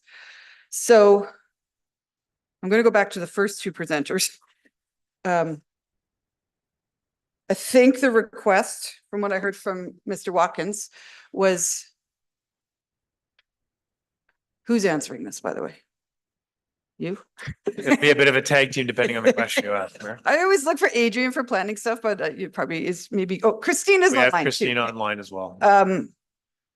We've received an application from Landrex for subdivision. Is that what you have received? Christina, go ahead. Rezoning, yeah. Yes, through the District, mayor. yeah. Yes, we've recently got an application in. It's currently being evaluated for completeness. Okay. And once that happens, it will look at the document and then get it scheduled for a council agenda item. It's a redistricting and a subdivision. There's no neighborhood plan applied. Work. That was my big next question. We try to do these pre-meetings with developers so we can make sure that we do have complete applications. This is the first time I've ever heard of well, it's first time because we don't have the neighborhood structure plan process. Supposed to be the first. Yeah. How do we deal with the redistricting if we don't have an NSP? Anyone can come forward to council to ask for a change in land use designation, and because they will not have the neighborhood plan, we will not have answers for some key. Okay. But it'll be up to council to make the decision, and administration will make a recommendation for council to consider. Yeah, which would be an ASP amendment. They would know I don't want to presuppose because we don't have the whole application. It's not circulated. But if there is no neighborhood plan, it's going to be difficult for administration to support a redistricting because there are some key missing items that we don't have answers for. Some of them I think have already been raised regarding municipal reserve and the dedication. There's also traffic, there's also stormwater management, all of those types of things that we would expect to see within a neighborhood plan with those details. Okay. I should probably have asked this of Ray, but I'll see if you know. Land titles and ownership of the entire area structure plan. Mr. Watkins was indicating that Landrex owns 160 acres. Is that the majority of the area structure plan? Do you know that? It is about a fourth of the area. Sorry? It is about a fourth of the total land mass within the St. Albert Northeast area structure plan. Perfect. Okay. And they're just proposing, from what I heard, to consolidate their MR, not the rest of the MR in the area structure plan. Okay. That is what they have stated. Okay. All right, Councillor Hughes, go ahead. That is not part of the application at this time. Okay, Councillor Hughes. Okay, thanks. A couple questions. Hi, Christina. Hi. So, the deadlines that they are hoping to achieve, I'm not quite clear. Do we think that's a possibility, or is it like completely off the table? I'm not going to make you say, bind your hands and say it's going to happen or else, but like, I understand that their intentions of trying to get this to go. And I also understand your workload. We discussed this before. Yeah. Do you think it's a possibility that we can get this for the 3rd week of July? So, again, I don't want to presuppose, but based upon our timelines, if the application is generally complete, it will go forward. I would suggest that we probably won't have some key answers that we would have if it was a plan that followed the planning process. So, but it is, we're aiming to facilitate the question to council regarding the zoning. And then the subdivision is actually something that has to go through the planning branch. That's not decided upon by council, but they do need to have the redistricting or the rezoning for before they can actually apply for a permit, because right now a school is not enabled on that site. So are we at least, we're working towards trying to achieve that goal, I guess? I mean, obviously there's factors in here that you're trying to figure out, but we're working to try to achieve that. That is the goal. Okay. The other question, I don't know if it's to you or to Mr. Fletcher, is the question about the high school for the community amenity site. So I understand that we have the JUPA that we're reworking, but we also have one that's currently in force until the other one is not in place, correct? We have a framework in place. That's correct. Okay.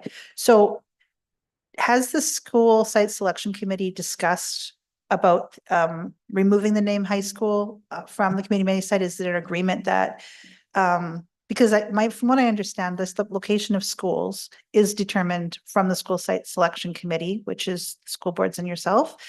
And so I'm trying to figure out if the request for the public school board to be on that community amenity site is also agreed upon or been discussed at that committee, or how this is coming about.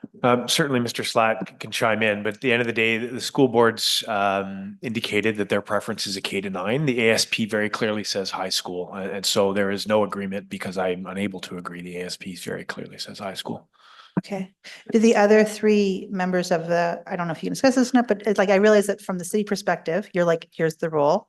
So clearly I can't agree, but do the other three school boards agree on this? Do we know, or? I'm not fully aware. I believe based on the last discussion that we had where we talked about it, there was no objections to St. Albert Public looking at that particular site. And I know the other two school boards were looking at priorities in different sites throughout the city at this time. Okay, thank you. That's it. Councillor Broadhead. Thank you, Madam Mayor. The whole talk about things moving in the Northeast is really predicated on whether we can come up with a servicing solution. If we can't do that, there's no servicing capacity to do anything. How's that going from the city's perspective? Are the talks going? Are they fruitful, or are we just spinning our wheels here? Yeah, thank you, Councillor. You know, I think the way Mr. Watkins described it is correct. There have been collaborative ongoing discussions towards an engineering solution. Ultimately, authority to determine if the engineering solution is adequate rests in our Director of Engineering, who I see has just popped up on the screen. And so I'll ask her to provide an update from her perspective. Thank you, Mr. Fletcher, and through the mayor to Councillor Broadhead. As the presenter presented, we've started the discussion about 6 weeks ago to look at an interim servicing. So we still need the ultimate servicing as planned to go ahead at some point, but we are looking at an interim servicing, and what that's going to look like will depend on the concept studies that the developers consultants are currently undertaking. We haven't received a formal report or anything at this point to look at it and say if is it feasible or not. Early indication says there is some feasibility to entertain the advancement of the design. That's how far we have reached, but we haven't got anything in writing or report to look at and see if it can proceed or not. And it's going to take a few more months to get to the final state. That's why the presenter also talked about entering into a tri-party agreement of some sort, so that while we get all these approvals going in parallel, we can get the design progressed if it's going to be feasible. Yeah. Clearly the time pressure is mounting simply because of the province's school construction accelerator fund, and I understand why everybody wants to get in on that because we, along with other communities in Alberta, need schools. So understood that. So my question, just to clarify, if an interim solution is identified, the capacity is there for a school, irrespective of what kind of school it is in the north, correct? On the Landreg site. there is capacity to service that? Through the chair, again, the capacity question is yet to be answered, how much and how far we can extend development in the Northeast. Again, it's going to be first come, even if we find certain level of capacity, it's going to be first come, first served in terms of application. So if the school comes first, then likely it will get approved if the capacity is found. Okay. All right, thank you. Appreciate that. Now going over to the Chiro site. I was here when we decided that that would be a high school site simply because there was no opportunity in the Northeast at that time for a high school site. So this was the only site that's available. And the discussion around that time was that was fine. However, now things have changed a little bit and they want to be a shifting. So my question to you is then the sizing of the site was clearly set out for high school. 25 acres is what's there. If you were to build a K to a 9, what would be the site that we would normally size to go for a K to a 9 school site? I'll try to answer that, Councillor Broadhead. So within our area structure plan terms of reference, we have a minimum site size. It's about 1.8 hectares of land per school. And then we add on roughly a little over 2 hectares of land for a community park to go along with the school site. So you're talking all in 3.8 for a school and park site. The site that we identified in the community amenities area was sized based on what Paul Kane's footprint would be. So that I would say substantially larger than what a normal elementary site size was. And we, when we did the site planning exercise for the other community amenities, we planned around a footprint large enough for a high school, not for a K to 9 elementary. So my question is then, if they're going to put a K to a 9 school there, would we re-look at how the land is distributed within that area? So I guess that would be a potential future consideration. There's also clauses in the proposed JUPA that may limit some of that ability to have flexibility. So it probably need further discussion. Yeah, fair enough. I mean, we got the size there because of the high school and everything else that was going to go around there. But if that changes, then maybe there's other land uses that could be put into that because we don't need 25 acres for K to 9 like we would for high school, correct? Sure. I mean, if you're not going to use that space for that high school footprint, I'm sure that Rec and Parks would be happy to hear that news and plan some other fields or something else. A discussion for another day. I guess what I want to do is just introduce the idea that perhaps if it's not going to be a high school, then we should take a look at the size of the school site allocated to it. So anyway, just question on that. Thank you. Thank you, Councillor Broadhead. Councillor Jolly, then Councillor Hughes. Thank you. I'm just curious if administration has been presented with that offer of the 4-acre land donation. I'm just thinking particularly in terms of the time it takes to review that. I know the Rohit donation involved a couple of lawyers and other folks to make that happen. Yeah, thank you. I certainly stand to be corrected by staff, but no, we've seen the letter that was sent to St. Albert Public Schools that was shared with us. But in terms of the discussion with the city, anything formal, no, we have not seen it. And I'm seeing Christina kind of agree with that, right, Christina? Yeah, there's nothing in the applications that state that. Okay. Thank you. That's all I have. Councillor Hughes. Just one more question. So the community amenity site, is it 25 acres? Is that what I heard? Is that the high school area is 25 acres? Because my impression was it was just a building plus the parking lot, not the extra acres required for a field. Yeah, yes, Councillor Hughes. So the full, I guess there's 2 pieces. There's the 25-acre landfill site. There's the 25 acres for community amenities, of which the school was allocated a certain footprint, similar to Paul Kane. So how many acres do we have as the footprint for the school? I want to say it's around 10, but I'm not sure offhand. I want to say it's around 10 that we. Okay, and how many acres would we typically give to, I guess not the smallest school sites we're doing, but an ideal K to 9? Because like obviously K to 6 is a different ball of wax than K to 9. You need that many more classes, room for options, et cetera. So what would we normally allocate for a K to 9 for square footage, or like acres? So again, with any neighborhood school, 1.8 hectares. So I don't know what the math is on that, 2 times 2.54. Okay, so like 4 acres type of Something thing. like that, yes. And that will be including a playground and everything? It includes bus lay-by, staff parking, play facilities, and then we have the community park, the 2 hectares of additional land that the city has park space on adjacent to it. And that would be on top of the 4 acres though, That's on top of the 1.8. So it's 2 hectares for the school footprint or 1.8 hectares for the school footprint and 2 for the community park. okay, so that would be like 3.8 hectares total 3.8. for the school plus park. Right, so we're looking at like almost 10 acres then for a school plus park.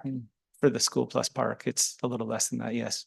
A Okay. little less than 10. And this area that we have in the community site is about 10 acres. Close to that. Yeah, Danielle maybe could correct me, but So if I'm hearing you correctly, then if a K9 was to go there, they pretty much take up the full space. they would, a K to 9 school is not the same size as a high school. Like Okay, it's 1.8 hectares. That's what we give. We don't weigh whether a neighborhood school site is going to be a K to 9, a K to 6, whatever it may be. You get basically 1.8 hectares during the planning process, unless we're told through the ASP process that we maybe need more, and then we can consider it and we can see if there's MR available to allocate to that site. So your school site for the the grade schools is 1.8 hectares, not 4. okay.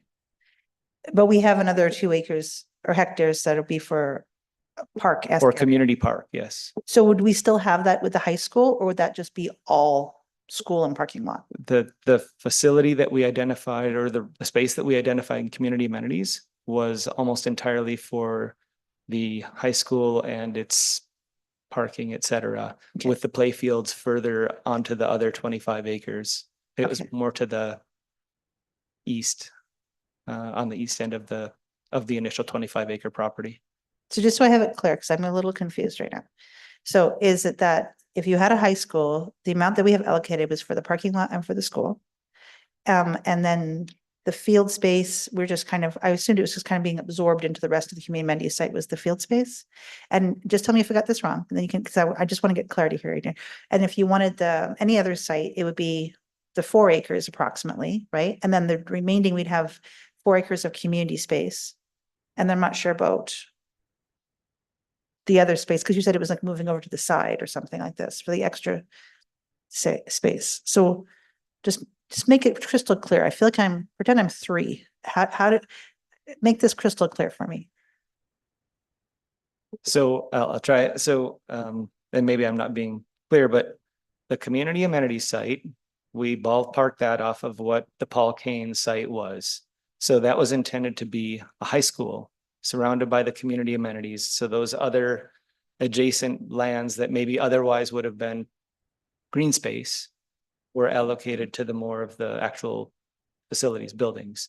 And then additional green space, if there was green space needed, again, most of that was to the east, and the fields are on the east end of that, northeast end of the property. When we go through the ASP process, we only create a 1.8 hectare site for the school, and then additional 2 hectares for park. So for green space. So basically, if we were to put a K to 9 there, we would have additional green space. Yeah, well, I guess this goes back to Councilor Broadhead's question. You would theoretically have unallocated space, which I think that creative minds could fill their boots with what to do with that. Okay, I understand now. Thank you. Councillor Jolly. Oh, sorry. Missed you. Go ahead, Councillor McKay. That's okay. Natalie, do you mind if I go ahead? Thanks. I appreciate it. And I'm sorry, I'm Sorry, it's giving you a okay. hard time. I apologize. I can really wait. I guess I just need confirmation from administration. I believe next committee of the whole meeting is community amenities site is on the agenda. Mhm. Would it be possible, just from a follow-up from Wes's, or Councillor Broadhead's question and Councillor Hughes's kind of inquiry, is it possible to ballpark what that would look like if it's not a high school? It could be a K-9. I mean, and then what does that do in relation to reallocating available land, or is there sufficient? Because I remember there was, I think Councillor Killick actually put forward a motion to actually expand it from 1 ice arena to 2. So, I mean, is that adequate amount of time for you to maybe answer some of those questions or be prepared to answer some of those questions? I think you would need some direction from council before we start that work. You know, I think we could certainly show on a map what 0.8 hectares looks like compared to the current current 3.5 hectares. So you'd have 1.5 extra hectares, I guess, theoretically, right, based on that math. And so we could show you what that looks like conceptually. It's still designated a school site as it stands now. Yeah, no, and I understand that. And I'm not saying that we would potentially direct you to resurrect a different model, but I would at least kind of get us in our minds as to what could be possible, so that if there was any changes, we could make those recommendations. And it'd be better to do it at this time than like when we've already got a lot of design into it. Yeah, and I think, you know, I certainly Rec and Parks will be coming to talk about some of their specifics, right? So the design has not reached a detailed stage where we'd be able to provide concept drawings or anything, but I think we could show you on a map what the space difference looks like, if that makes sense to you. Yeah. Yeah, that's all I'm asking, and I'm sure the school board will be there again. And maybe at SCOW, we can maybe review why we chose to put the high school beside the amenities, the campus style, the synergies of parking, et cetera. Like there was a lot of reasons that we identified that as high school and not another thing. And, you know, high schools need bigger fields. They need access to a swimming pool. They could be sports academies, all these fun things that high school kids could do. And so there was a lot of conversation about that like 4 years ago, 3 years ago. So maybe it just a review on that. Councillor Jolly. You know, I'm okay. I don't think my question will help make a decision. Okay. Any more questions on for administration before I move into the consent agenda? Okay. Okay. Agenda item number 5 is consent. There is a few things. Where's my consent? These are just the minutes. Okay, who wants to make a motion? Well, there's 2 different sets of minutes. There you go. Go ahead, Councillor Hughes. Okay, that the regular city council minutes of February 4th, 2025 and February 11th, 2025 special city council meeting minutes are approved. All right, call for the vote. Voting's closed. And that passes unanimously. So agenda item 6 is minutes just approved. So let's go to agenda item 7, which I think we need to get Marta and is it just Marta? Aaron's going to come too. Okay. Police committee bylaw. And then when it gets to the motion, Councillor Mackay, I'll go to you because you've been part of this. Thank you. Thank you, Council. I'm here today to present to you an update on the policing committee bylaw. There's a new bylaw being recommended for your approval today. I'm here with my colleague Aaron Giesbrecht, and we'll be able to answer any questions you may have. As you may know, there were some amendments made to the Police Act by the province and some new regulations put in place, which took effect on March 1st. And these changes necessitate some updates to the city's current policing bylaw. So at a high level, there were all the details of the changes made are in the agenda report. But at a high level, the policing committee bylaw has to be amended in a few ways. Primarily, we have to change the number of members that the city will be able to appoint. We will have to add in the ability for the province to appoint its own members to our policing committee. We will have to add in a requirement for an enhanced security check for the members of the policing committee. And we've also are recommending to update the bylaw with the updated duties and responsibilities of the committee to align with the requirements of the new legislation. A draft of the new bylaw was presented to the policing committee at their January 14th meeting. They were supportive of the changes that administration has proposed and didn't request any amendments. So I'm recommending that bylaw 1/2025 be given 3 readings today and approved by council. Like I mentioned, we're happy to answer any questions you may have. Okay, that was fast. This was supposed to come in effect March 1st, right?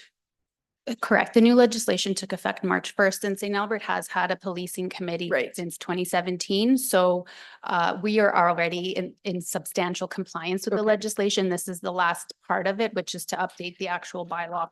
Okay, I'm really curious about the provision for the province to appoint to our own committee. And so it says it's based on how many municipal members we have, they can appoint like a ratio. So if we have 6 to 7 is what we're suggesting on the committee? We are saying that there will be 7 city members on the committee. And that gives then the province, in accordance to the legislation, the ability to appoint up to 3. Okay. All right, you probably don't know the answer to this, but it's maybe like Edmonton and Calgary already have commissions. Does the province appoint to their commissions, or is it still just city council that points to them? I mean, under the old legislation, it's a hybrid.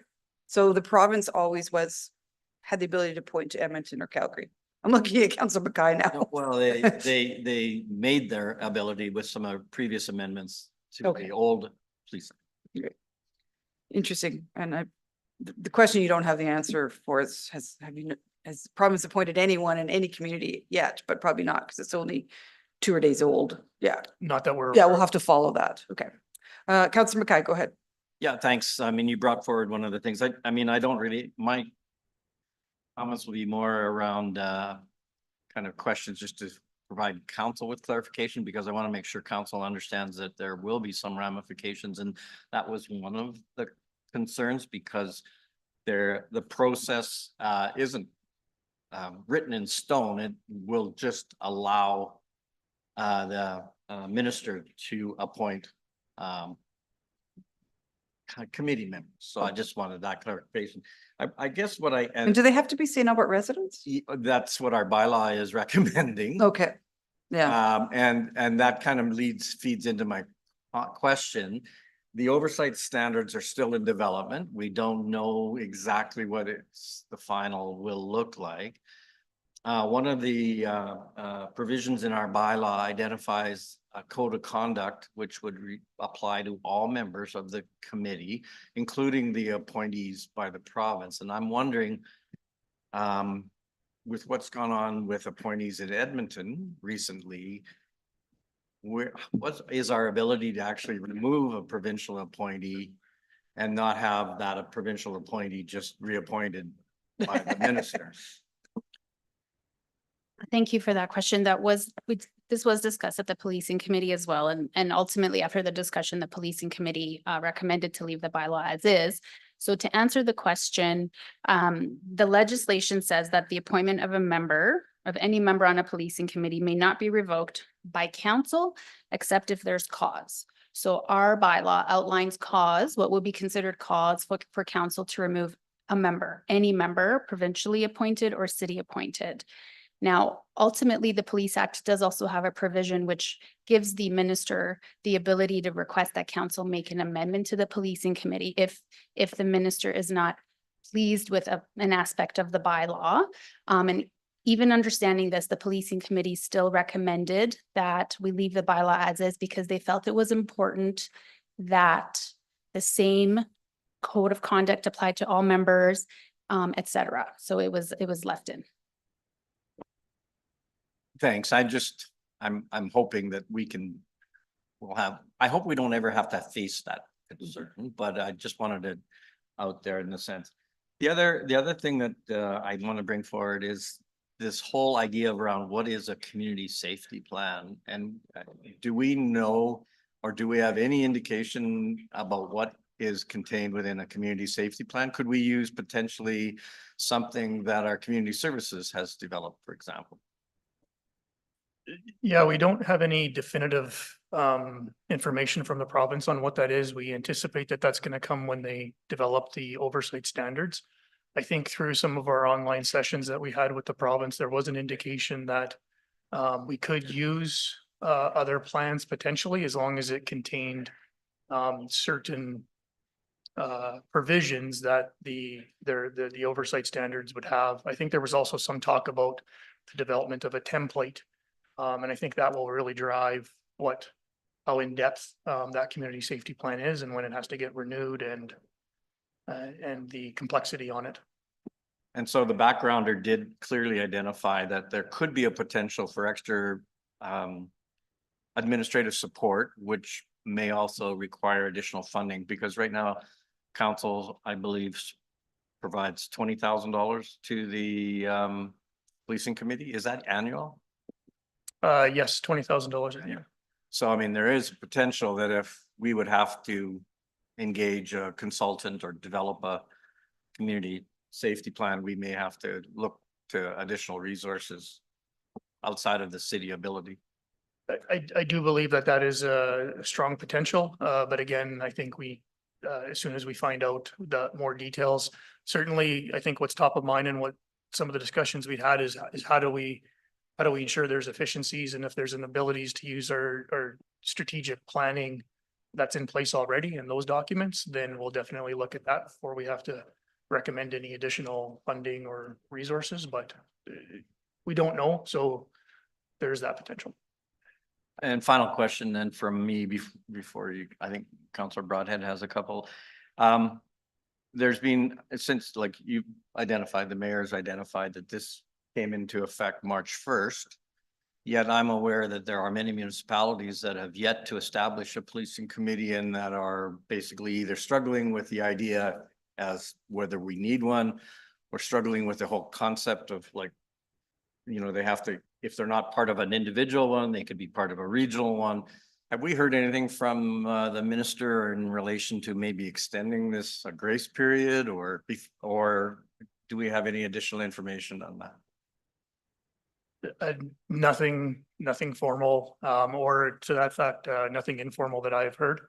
I have been in constant contact with some regional detachment managers in the area, and would echo their struggle in terms of implementation of this. I think what's kind of known is that, again, as the oversight standards get built, I don't know that the province is going to be coming down on any municipality very quickly on this, because they recognize that there definitely needs to be some time to get some of these things in place. I lied. Sorry, Wes. With the recent kind of letter we received from the ministry in relation to aligning our municipal enforcement officers with the RCMP, do you think that this act, or did the minister always kind of have it anyways in his purview as minister? Can he direct what our policing will look like, or policing committee will look, other than appointing 3 members? Are there any other oversight that the minister could force upon us as a municipality as it relates to our policing and the way we provide policing? I mean, potentially, I guess, within the confines of the Peace Officer Act and our Peace Officer Program. I haven't been made aware of any indications that there's looking to be any changes on that front. But I guess through that legislation and that peace officer regulation, there may be some potential for that. Thanks. I appreciate that. Councillor Broadhead, go ahead. Thank you, Madam Mayor. Interesting to me that the province's this whole appointment thing that the province is going to do, are they going to appoint, or they may appoint? Well, I'll speak to what the legislation says, and then I'll let Aaron comment on whether he's heard about what may actually happen. But the legislation is enabling. So it says that the province may appoint up to 7. It gives them the discretion to, but doesn't require them to. Okay. And I haven't heard any indication that they're looking to do that immediately. I suspect, again, speculation for what it's worth, is that if they do look at appointing, it wouldn't be for at least this year and maybe into next year, just while this whole entire implementation of these new regulations get put in place. Again, I think their priority is probably getting those oversight standards completed. And then rolling that out from there and getting a lot of the municipalities that don't have any committees actually established. And then from there, I think we may see appointments afterwards.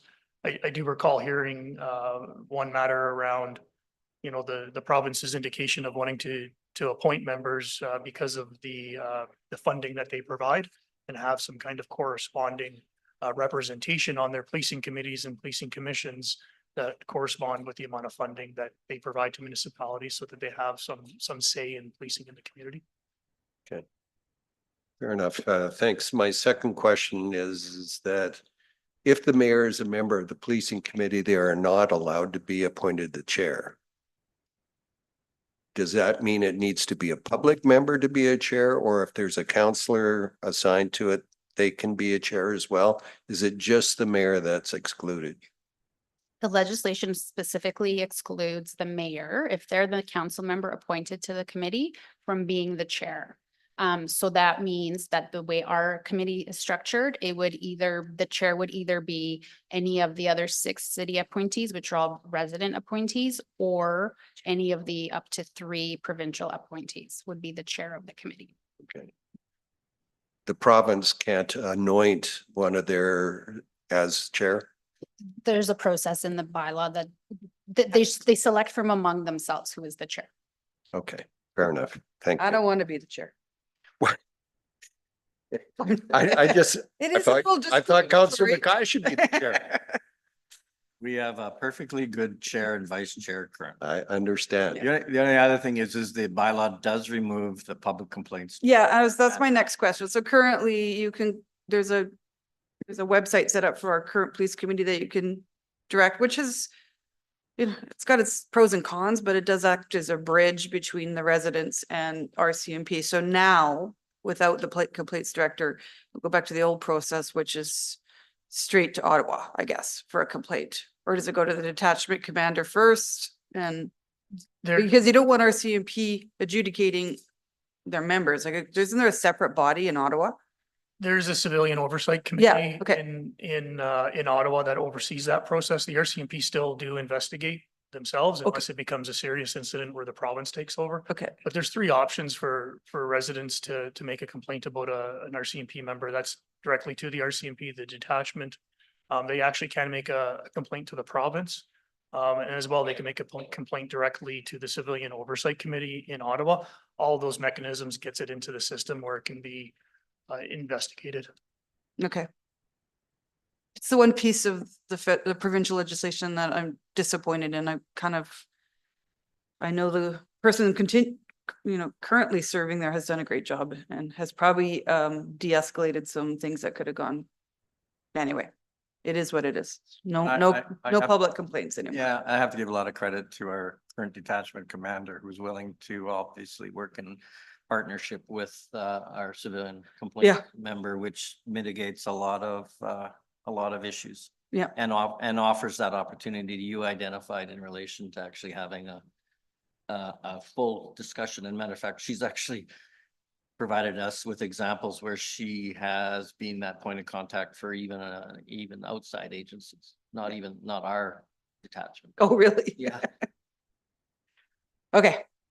Any further questions? Councillor Jolly, you're good? Wes, you're good? Okay. Councillor McKay, go ahead. Thank you, Madam Mayor. That bylaw 1/2025 being a bylaw to establish a policing committee be read a first time. I get to do the first bylaw? Yeah, we're going to do all 3. So I accept that motion. Go ahead. Actually, no, most of my comments came in my questions. Yeah, It's something that's mandated by the province. And I want to commend both the policing committee, our detachment commander, and also administration for putting this together and really looking at some of the nuances that and unknowns really that we don't have but making it flexible enough that I think that we'll be able to adapt once we know what those oversight standards are going to be. Councillor Hughes, go ahead. Yeah, just really quickly, we established this, what, about 8 years ago or so? Something like that. Having this policing committee, and at the time of like this, obviously there's some growing pains that got to where we are. Now it's a much more smoothly run and moving committee, but I'm actually grateful that we did this when we did it and didn't have to try to scramble to try to create a committee last minute on the province's direction. So we're actually prepared for this, even though there's major overhauls to this document and a ton of work to get here. It was what we did 8 years ago has put us so that we can move forward and not be handling those growing pains in addition to trying to handle and dissect what the province wanted to have for us. So thank you for all your work. Anyone else on debate? Councillor Mackay to close? Nothing to close on right now. Okay. Call for the vote. Voting's closed. Passes unanimously. Second reading, Councillor Mackay. That bylaw 1/2025 be read a second time. Perfect. Anything further? Okay. Call for the vote. Voting's closed. Passes unanimously. Anyone want to do unanimous consent? Councillor Bermansky, go ahead. That unanimous consent be given for consideration of third reading of bylaw 1/2025. Thank you very much. Call for the vote. Voting's closed and that passes unanimously. We now have consent to go to third reading. Councillor Mackay. That bylaw 1/2025 be read a third time. No comments. No comments. Councillor Mansky, you have comments on this? I'll just comment that our committee does a wonderful job, and I'll commend Councillor Mackay and the team and all the people that come forward for that committee. So great job and great planning ahead. That's it. Thank you. Thank you. Anything to close, Councillor Mackay? No, thank you very much. I'm sure that your comments will be passed on to the policing committee. Call for the vote. Vote is closed. That passes unanimously. So we have a new policing committee bylaw. Okay, next on our agenda is updates. It's actually only one thing on the agenda and then council motions. So civic and external agency updates. I will start with you, Councillor Jolly. Yeah, so it's been a busy month. I had 2 youth advisory committee meetings actually. So we had our first regular meeting at the beginning of the month. And that was kind of looking at the plan for the year. So Mr. Fletcher has done a great job at making sure that there's some good opportunities for this group to learn. Our second meeting, we met to do some planning for a grant application that the Youth Advisory Committee is putting together to host an event that will, the details aren't finalized yet, but that will encourage young people to kind of connect with other volunteer opportunities or employers that kind of fit their needs. So that's really exciting. Homeland Housing met last week. The application for St. Thomas Street is in. I understand that we've got a 2-pager that a couple of our staff worked really hard on. So I believe that's in the hands of administration at this point. If it's not, we'll definitely get it to you. So that's great to hear. And Homeland will be kind of going through their audit, kind of same as always this time of year. So we're expecting that to come up. I also attended Connie's going to be embarrassed because I can never get the name of this committee right. The Intercity Forum on Social Policy. So at this meeting, we actually had an opportunity to share a really great program at City of St. Albert called Menship. So kind of a program that offers connection opportunities for men in the city. And that's facilitated by our community services folks. So that was a great meeting, and we got to hear about some initiatives that are happening around Alberta. I think those are all my committees. Yeah, and I'm done deputy mayor. So yeah, thanks Mayor for sending me off to a few places to represent city council. Thank you for stepping up to do that. There was increase in the provincial budget to the housing partnership program, which cross your fingers will help us get through the second round and get some funding. So that would be good. Yeah, for sure. Great. Councillor Bermansky, ready? Thank you so much, Mayor. The updates here are a little bit behind the times. We haven't had an update for a while, and so I'll combine a couple of months here. With the Environmental Advisory Committee, we did have our original meeting and dedicated a new chair. We've had the same chair for a number of years, so we have a new chair and vice chair now.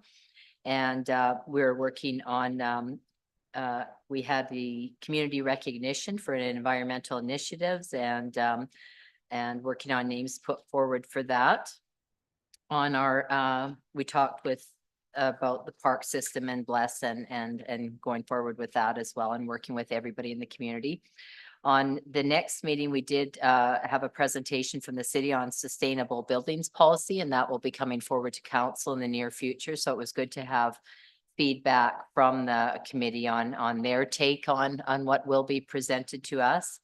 And we talked about the let's see here, we have seed exchanges in St. Albert and all kinds of exciting environmental things that are going on. And we did have a nomination for that environmental award, which hasn't been put forward yet to council, but we are working on that. I'll go to the Arts Committee, and a lot of the items that we talked about the last couple of months when we set forward our new chair for the Arts Committee, we had an update on the diversity projects that have been sitting for some time and are finally getting taken care of. And then our update on the following meeting, we had an update on the statue that will be being replaced. So that's pretty much settled. And then the removal of the DX8 accession of Saturday at the Market. When that's coming down, we have our banner projects going up at about the same time. So there will be a celebration for that. We had a sneak peek at what those banners will look like. They're absolutely beautiful, and I hope the beautification helps with downtown and St. Albert feel downtown as well. So quite excited about that. On the NSWA, we did a watershed event, and we talked about wetlands, forests, riparian, and more base flow support, recharging, discharge, drought mitigation for agriculture, where wetlands are gone, and the renewal of specific wetlands and what they contribute for the region. So mostly all technical, very technical, a lot of it, but it just shows how much work is coming out of these groups and how beneficial it is to our environment, the community, and the waters as a whole. And that's all I have. Awesome. Thank you so much, Councillor Bermansky. Councillor Broadhead. Thank you, Madam Mayor. With the rollback of the EMRB, my appointment to the Audit and Finance Committee meeting, I had a bunch of, well, not a bunch, but a couple of meetings canceled as a result. And so during the month of February, I had a meeting of the Emergency Planning Committee, basically an update going forward. Then the other day we had a meeting with Councillor Mackay and Councillor Tillich with the Joint Advocacy Committee with the school boards. And quite honestly, during that meeting, it was very encouraging to hear how we want to work together, but we needed to clarify our terms of reference and make sure that we're on board with what we as councillors could do as three, and what needed to be done in terms of in front of all council as a whole. So that was a good conversation, and but certainly around what schools mean to our community, and it was a great conversation, quite honestly.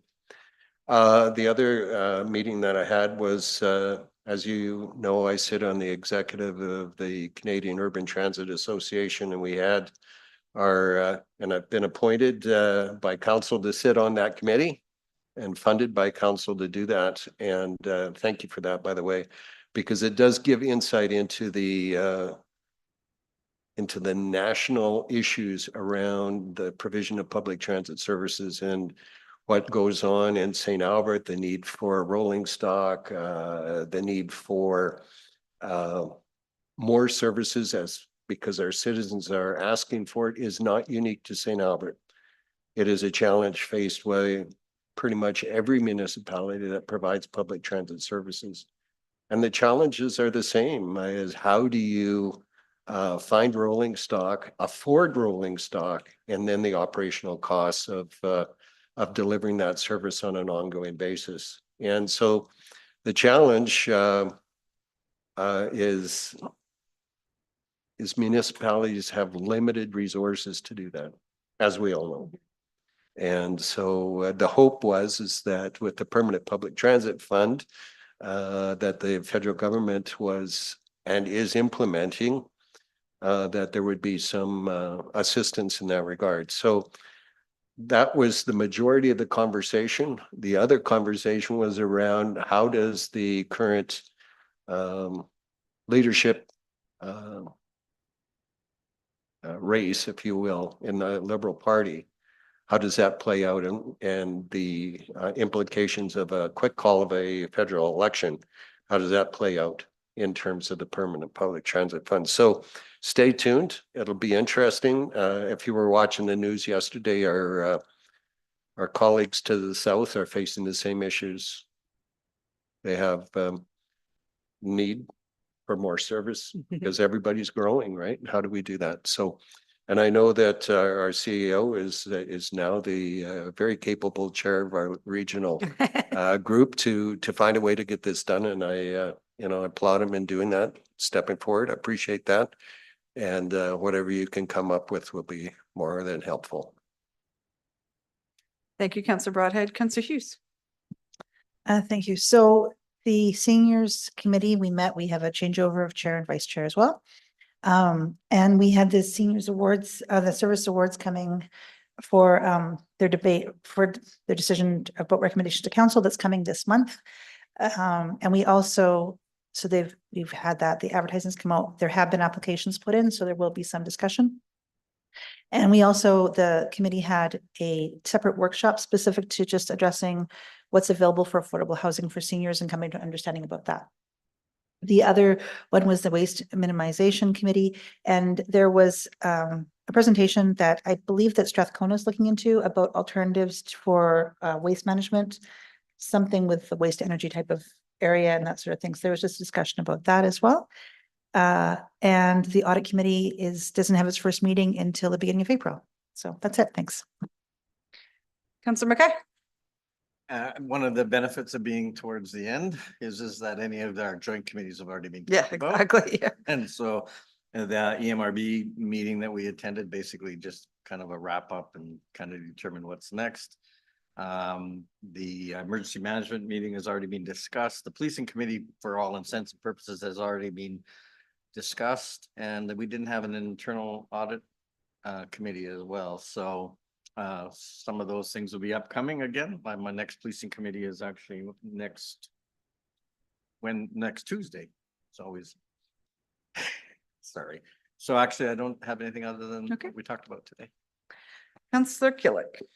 Thank you. For CSAC that was on February 25th, we reviewed and approved the reoccurring community events grant program. These grants are approved at the committee level. They do not come back to council that's under the new revised policy that was approved fall of last year. So we approved the Remembrance Day Parade for the Legion, K40 for Rainmaker Parade. And on Rainmaker Parade, I'd just say that it was a 2-year approval with an increase in 2026 as they're trying to grow the parade to include more of our Indigenous culture activities into the parade. So those participants require support for funding for transportation, et cetera, et cetera. often for horses and wagons, and they add a great value to the parade, and that costs a few extra dollars, so that we approved an increase in the budget in that. And we also reapproved the reoccurring pre-allocation by council policy of family days, the Fire and Ice Festival. Unfortunately, it was canceled this year, but our cultural days, and then looked at again just to review the Snowflake Festival, and that all of that in total it falls within the budget. So that's a good news on that one. So when that comes to council on the 18th, can't remember, soon for approval, or does it? No, Okay. no Good. longer you. comes Good. Yeah. to council for approval. The part that does come to council for approval that was reviewed, and we had 5 submissions for community recognition.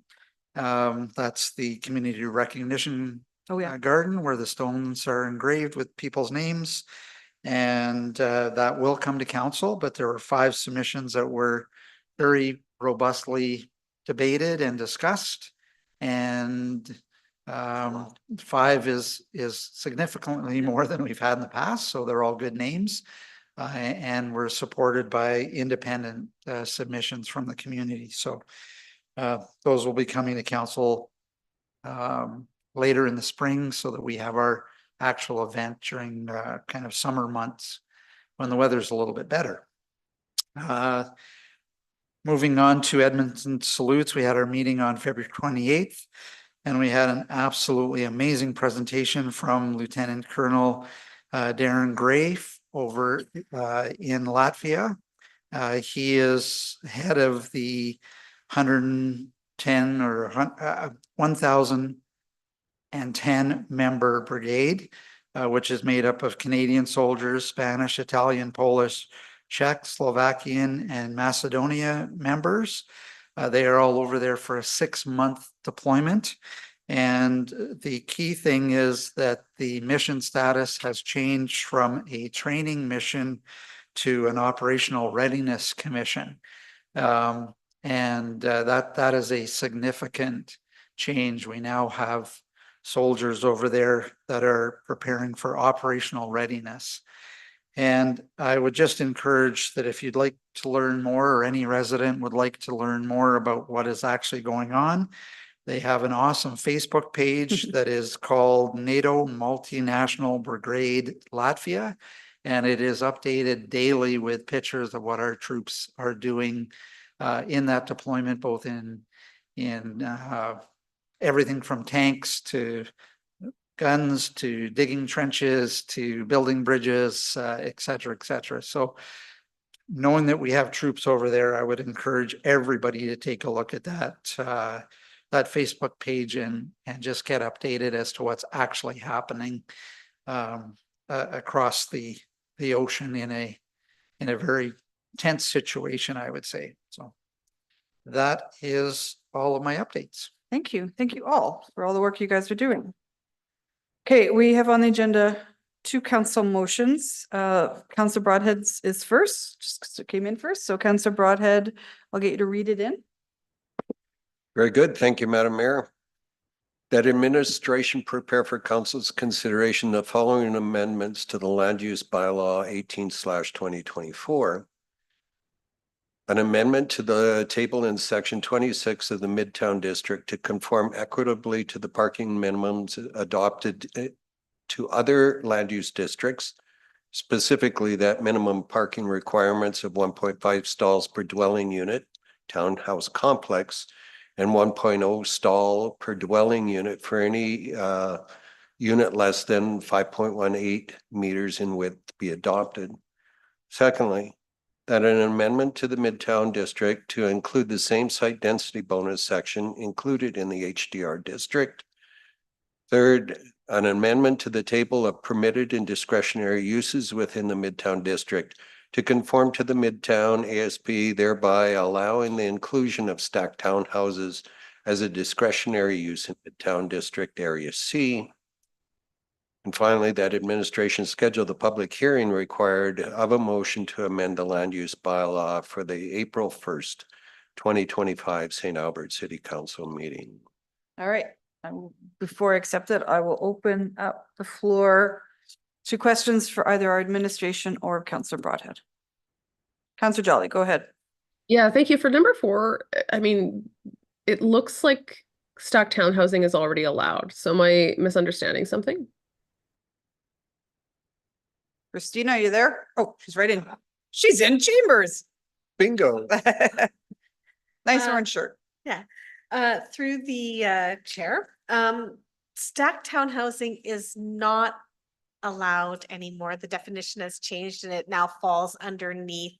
It's a category of townhousing that falls under townhouse complex in the land use bylaw. So that term stacked townhouse is not in our land use bylaw, but the concept of stacked townhousing is covered under the complex definition.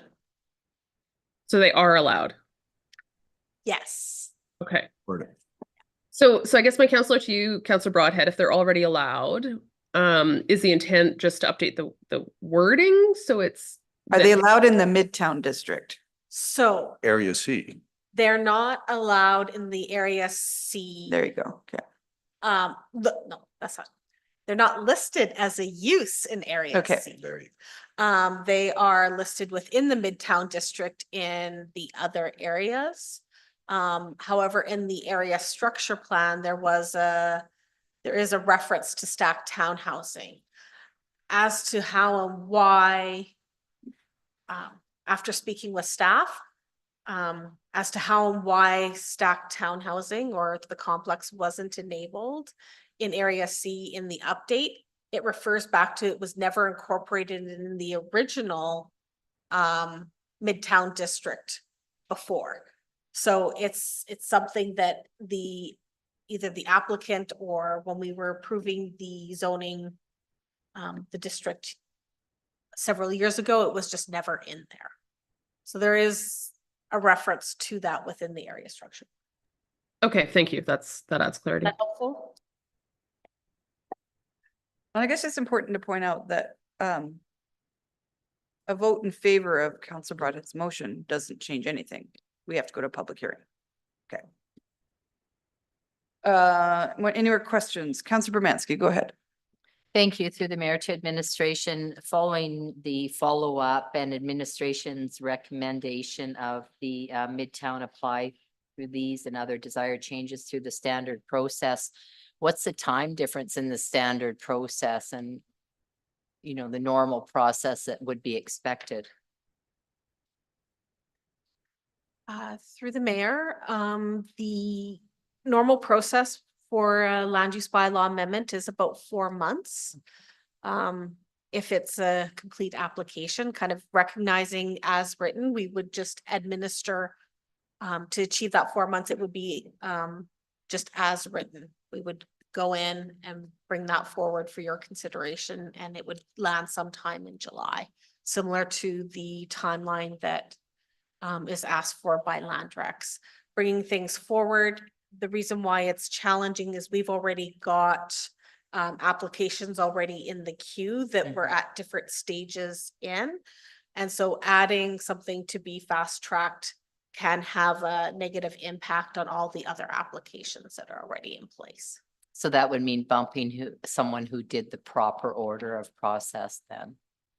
Okay, Yes. that's my only question. Thank you. Councillor Killick. Yeah, I'd like to just follow on with that line of questioning because we've had a presentation today about making, kind of fast track requirements for school sites in Northeast with potential fast tracking changes to land use bylaw in Shiro for a school site to change things there. We've got fast track requests. I think hopefully it's been completed for East Village for drive-throughs, and everything seems to be wanting to be fast tracked, and now we have another request today,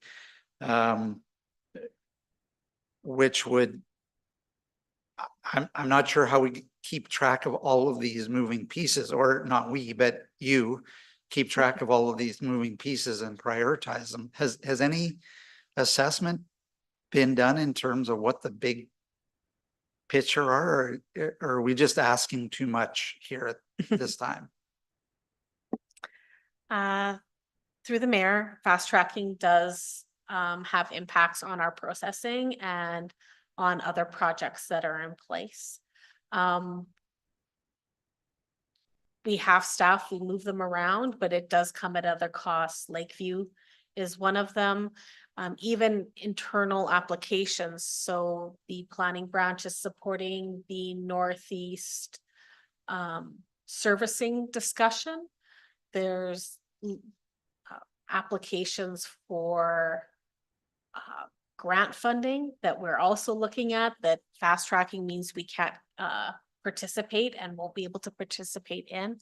And Lakeview will also suffer. There are some other key policy changes and other grant funding that we've received that it could significantly impact our ability to achieve them and the grant funding associated with it.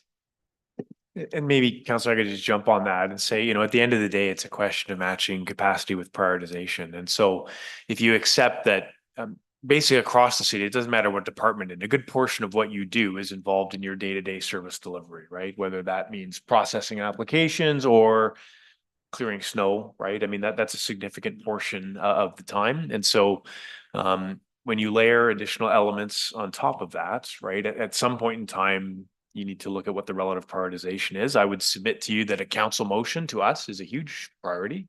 We'll get on with it. But it's just a recognition that that comes at a cost in terms of everything else that's in the queue.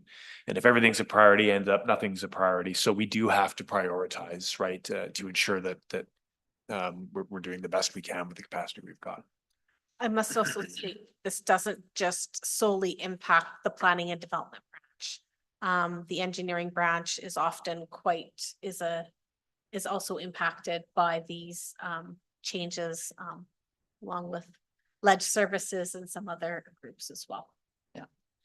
So follow on to that question is that as we've said that one of the drivers was mentioned that we didn't want to miss the spring building start. When I read what these changes were, they all seem to be, if you will, policy changes, not like affecting construction. Parking, I don't think changes. Construction changes to the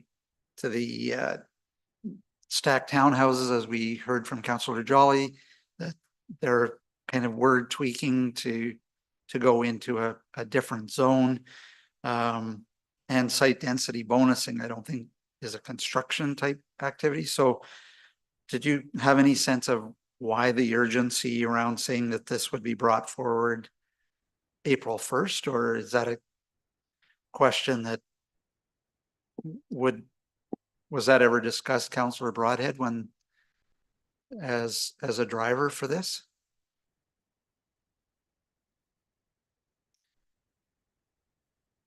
The question you're asking is how fast are our development processes, and each one of these has an impact on the build form.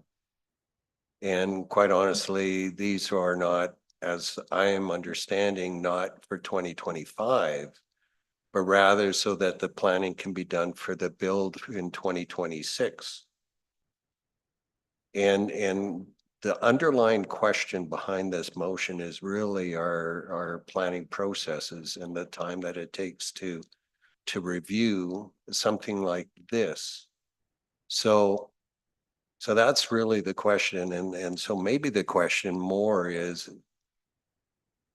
that if it takes 4 months or 6 months to actually get this done, do we have A, the right process, or B, do we have the requisite number of resources to actually turn around in a reasonable time frame for our development community that serves St. Albert? And quite honestly, this is here because the proponent was frustrated that he couldn't get this through on his own right. Now I recognize he's had comments with you, but you can see that it's not only me bringing forward something on behalf of Midtown, it's the school board, it is the, other people as well. And so the question is, how do we respond in a timely fashion to them? And so my question back is, if we have a process, I don't really want to get into debate here, Madam Mayor, I know it's questions, but you asked me, so this is why it's here. If it takes us 6 weeks to do a process that's already been done, what new information and what value do we actually get about through that 6 weeks of sending back something to the whole process of review when these minimums, parking restraints and all that are already offered in other components within in the city? To me, when I looked at this, it was an equity issue. If these minimums and bonuses are available in the rest of the part of the city of St. Albert, why wouldn't we have just offered them to Midtown? Now, I know that Midtown is its own district. I get that. Was it conversation? Was it even offered to him saying, hey, you know what? We're really considering that we're going to change this in the rest of the city. How do you think it would work in Midtown? And can we do this here as well? Or we'd really like to do this, but we can do this, but we can't do that. Or, was that conversation had? Because quite honestly, that's what came to me. And if we have through this conversation, irrespective of what happens to my motion here, if we can come to the end game where development industry feels heard and managed and that they can get their desires made so that they can be successful in our community in a really timely fashion in line with other communities, then that's a good thing. Now, I know we do some really good things on one side. What I'm hearing is on the other side, we've got some work to do. So that's why it came to me. And so I'm bringing it here and saying, look, here's a developer that has put his heart and soul into St. Albert. And I was here when it was. Do you want to save these for debate, Councilor Brodhead? All right. Because I know you're going to want to say it again, right? This is his biggest probably loves. Yeah, I get carried away. My apologies. No, it's okay. You did start off with this good intro debate, so I was leading. So I good should. question. Question, open a whole can of worms here, which is okay. A couple other questions then following the same. There were a couple of risks that I'd like to understand a little bit better. One was on the recovery, that this work would normally cost about $50,000, and by following this motion, it takes away from it being applicant driven, and an applicant driven request like this would have normally through the process been $50,000. So if we do it through a motion, what happens to that, all of the work that would normally get paid by the applicant? Is now the city on the hook for those costs, or how would that work? Through the mayor. Some of the costs would be on the general taxpayer because it would not be covered through our fee. We would not be able to recover through our fees. So that would have an impact on our overall bottom line. Planning and development is a revenue generating department, but it is revenue generating to cover costs. It's not to make money necessarily. So with the lack of fees, it doesn't compensate for the time. So yes, in that way, a portion of the cost would be on to the city. Now, would it be another, coming out of council line and a budget transferred over to our department to cover the fees. No, we don't do that. That answers the question.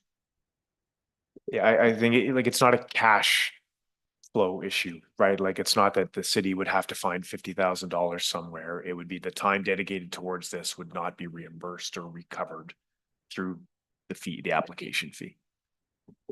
Application fees about 5,000? Is that right? It depends on the application. It's around $7,800 if I remember correctly. For this. $8,100 for each one of these. Okay, thank you. The other question that was noted in the backgrounder and just for follow-up was that the risk was that if we drive this through council motion,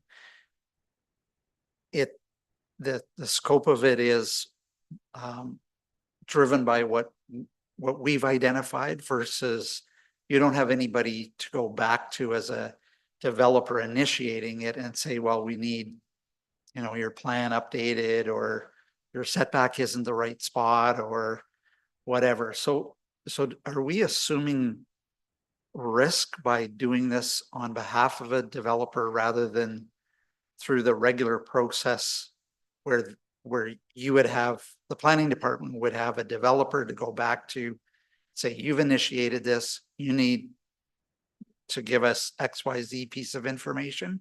Are we assuming a bunch of risk now by kind of taking this on as opposed to the being regular process through the developer? Through the mayor, the way it's written, we would implement as is. So there is a level of risk and accountability based upon the ask.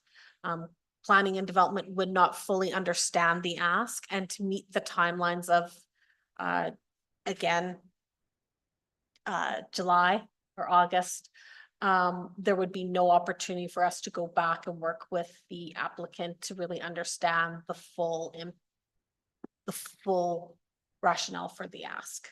It would be purely to just process it, circulate it, make sure that it got onto the agenda, that the bylaw is in conformance, all of that.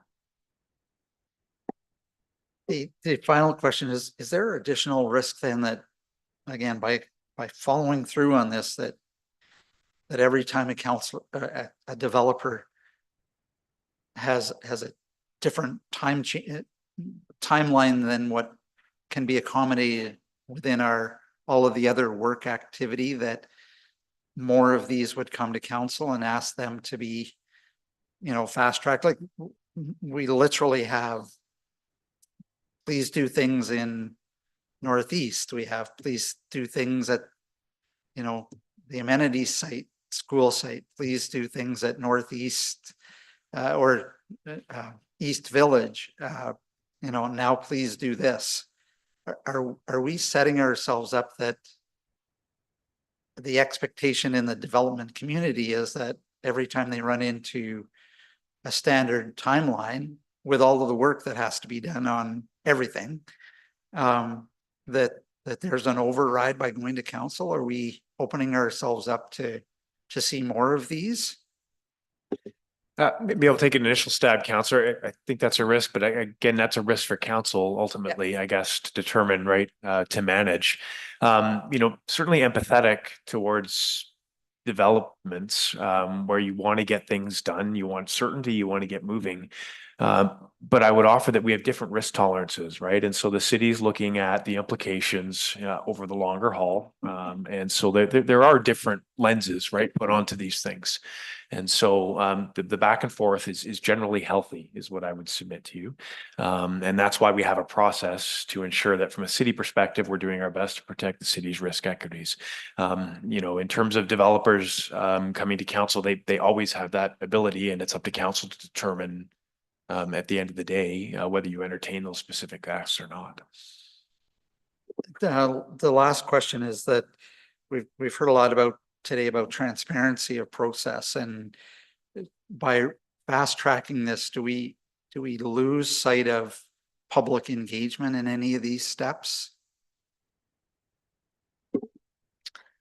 Through the mayor, we would normally with an application led by a developer, depending on the type, we would ask them to go out and meet with the community before they would come forward with their application, so we would know what some of the concerns of the community are.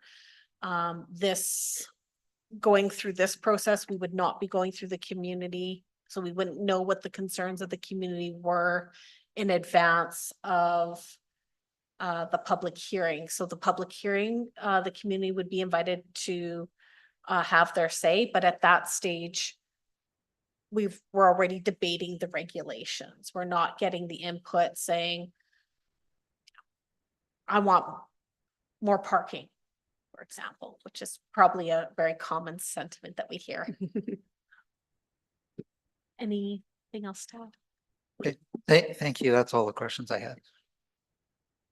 I'm seeing no more questions, Councillor Broadhead, so I'll accept your motion. Hear your eloquent debate comments. Well, I don't know about eloquence, It's but always got something. I basically, when the proponent came to me, he had a list of things that he would like to consider. I didn't bring the whole list forward. I brought 3 things forward that I considered to be equity issues within the city of St. Albert. These 3 things, as I understand it, are available in other land use districts within the city of St. Albert, but not allowed within Midtown. So that's why the 3 are here. And some of the other things that he asked me to consider, I says, those things you have to work through the process with planning, because that's not what I'm here for. But if you come to me with an issue around equity and how we do things, then I will bring it forward for council's consideration. And that's why it's here. I don't apologize for bringing these forward, because it's a member of our community trying to do business in our community. And so I'm bringing it to council's consideration to understand why he would feel he needed to come to council to get this thing changed. And I understand the workload that planning development is under. I don't take it lightly at all. Please don't hear that at all. My underlying question here, though, is that if we have to do something, do we actually have the best process? And secondly, do we have the resources required to meet the need within our community? And that's a question I think that we should wrestle with, perhaps outside of the context of these 3 particular amendments to the land use bylaw. The idea of bringing it forth on April 1st is to press the issue on whether the process that we actually have is required to actually come up with information to make this decision. Are our processes going to bring back information that we don't already know? I mean, I read your background. It was you pretty much told me what the implications of all these things were. So if we send it through the various processes of getting fire department to take a look at it, legal to take a look at it, are we going to hear anything that we haven't heard before? Is the 6 weeks to do that, is that actually going to give us value? That's what I put before council. Take a look at what this is. These are 3 equity issues, and the timeline is around pushing our argument around we need to do this the same way every time. Here's my thoughts, Madam Mayor. Thank you, Councillor Hughes. Thank you. The concern I have is that the concessions that were made for this particular area were unique compared to the rest of the city.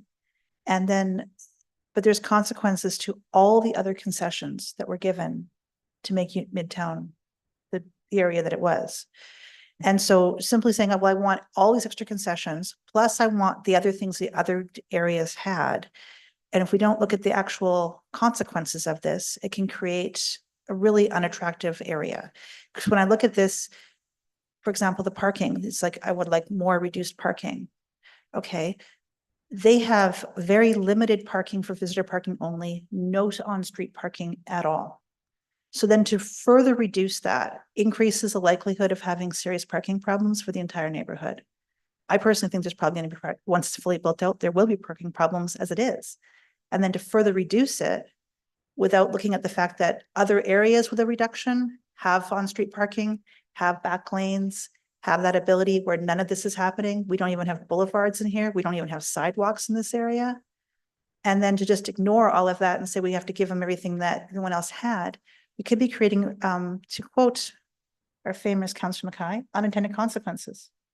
And so I understand he's having frustrations dealing with administration, but administration also has reasons for why they're recommending what they're recommending. And looking at the full picture and not isolated, I just would like specific concessions. I feel comfortable with what administration is going through. And if there are rationales behind that in the larger picture, I think that that needs to be considered as opposed to simply isolated issues. So I will respect council, our administration's recommendations at this moment. Thank you. Councillor Bermansky. Thank you to the mayor, to administration. When we go back to the term equity, I like to bring forward that we need to maintain equity in those who put the proper, who follow the proper system of getting through the system, and maintaining equity in the order of whoever put their papers forward first gets addressed first and gets the time first and gets approved first. The other argument to this one is it's not like it's delayed by the normal process by only a few months.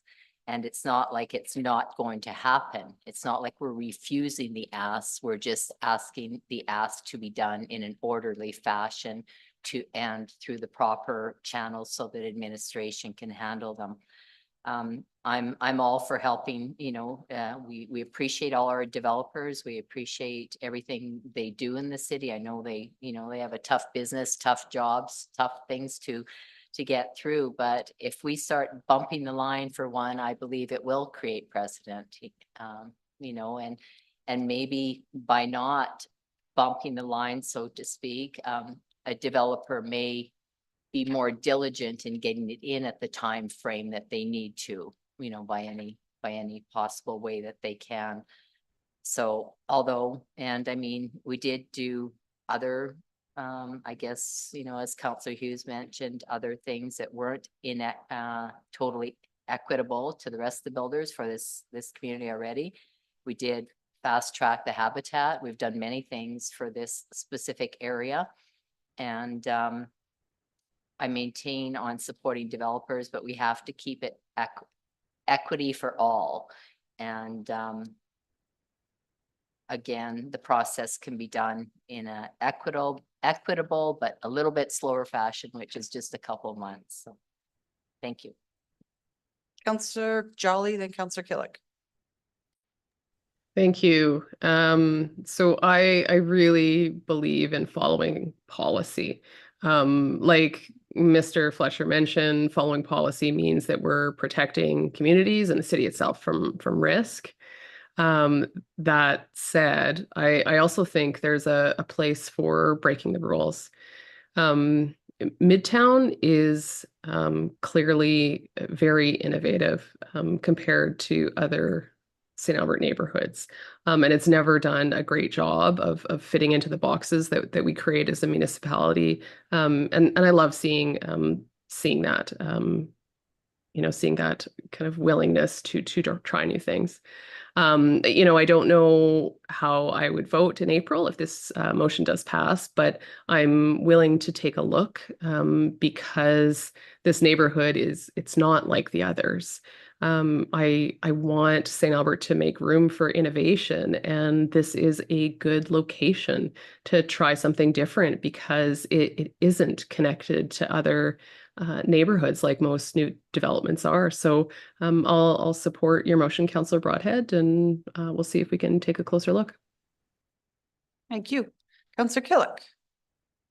Thank you. I'm really challenged by this.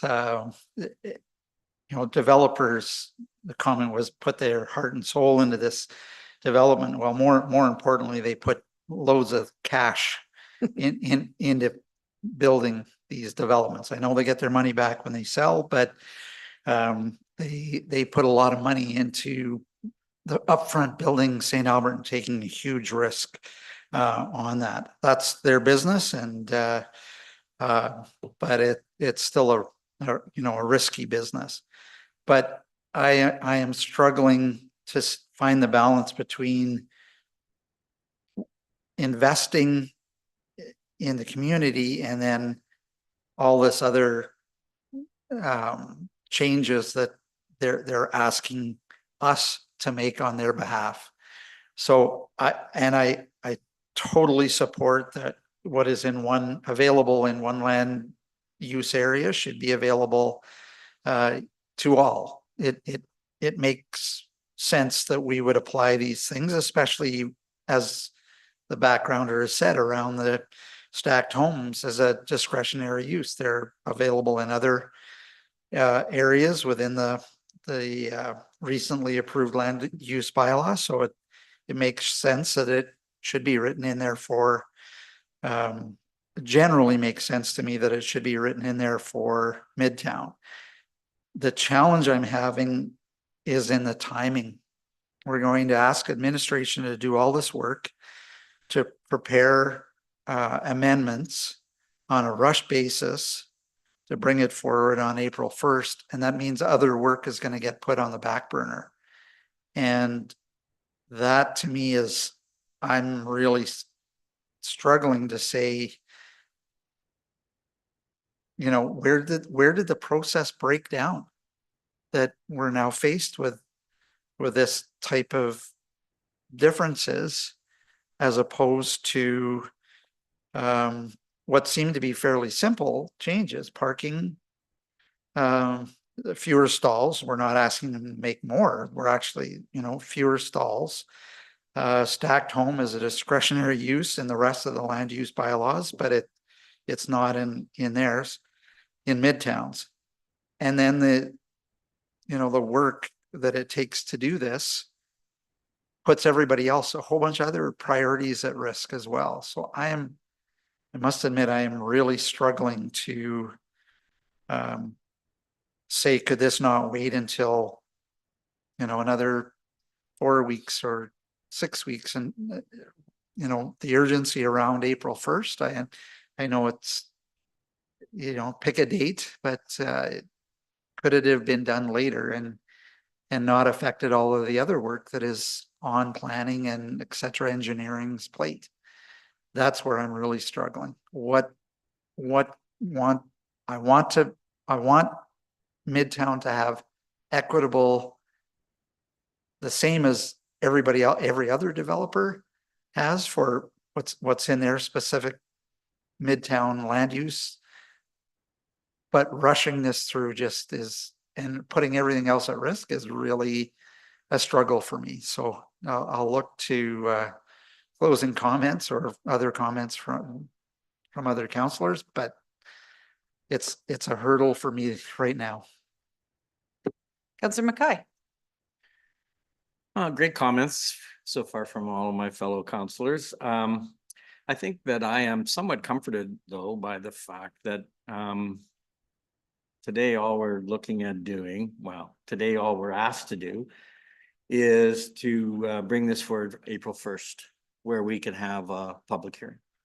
And maybe some of those concerns or some of those comments will either be addressed or actually will be realize that they are actually bigger hurdles than maybe what we think that they are currently. So, when we look at time frame, I think the developer in the background material says that he's looking at a delay of July 15th if he followed through with normal processes. And on the calendar, 3 months to us doesn't seem like a great deal of time. However, for a developer working in today's market, faced with the uncertainties that we have now in front of us, considering what just happened to the south, I think time is very critical. But I'm very confident in the processes that we have well, already identified the challenges that it does present, that we can maybe move forward at least on this motion till we can get to April 1st, and then we can have a better understanding of what we're actually faced with. So I'm comfortable with the motion right now. Thank you.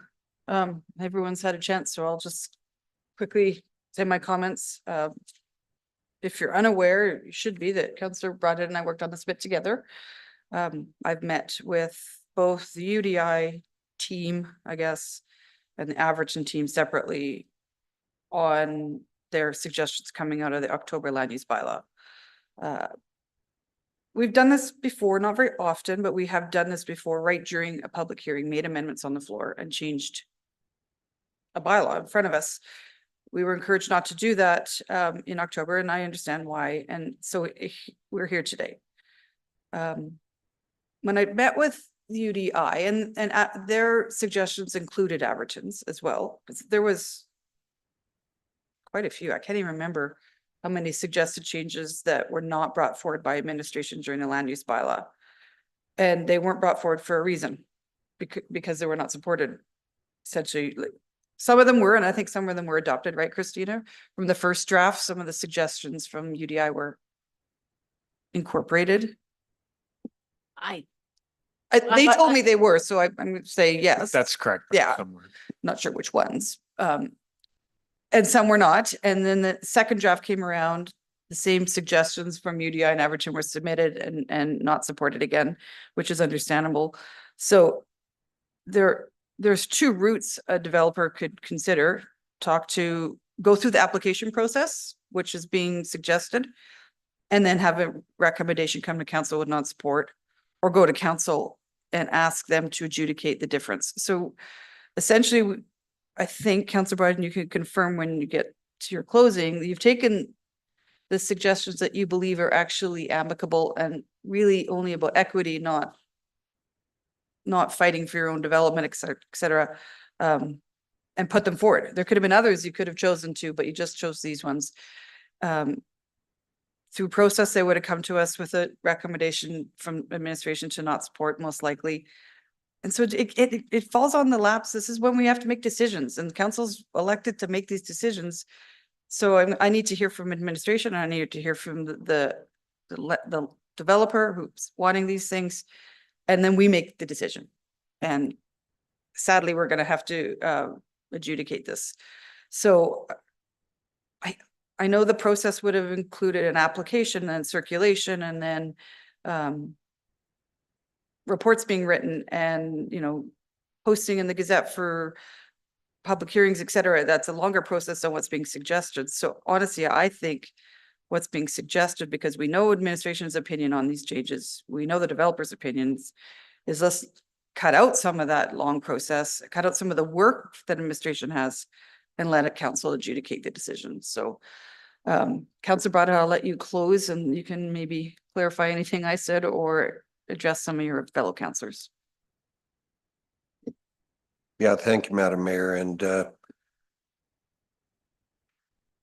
I certainly didn't mean to leave you out of the process. It was both of us there, and but I left it up to you to speak to you. So what we have before us, folks, is a request for two things. One, equity within our land use bylaw, and two, to have a real close look at our timelines for passing land use bylaw amendments, particularly when they're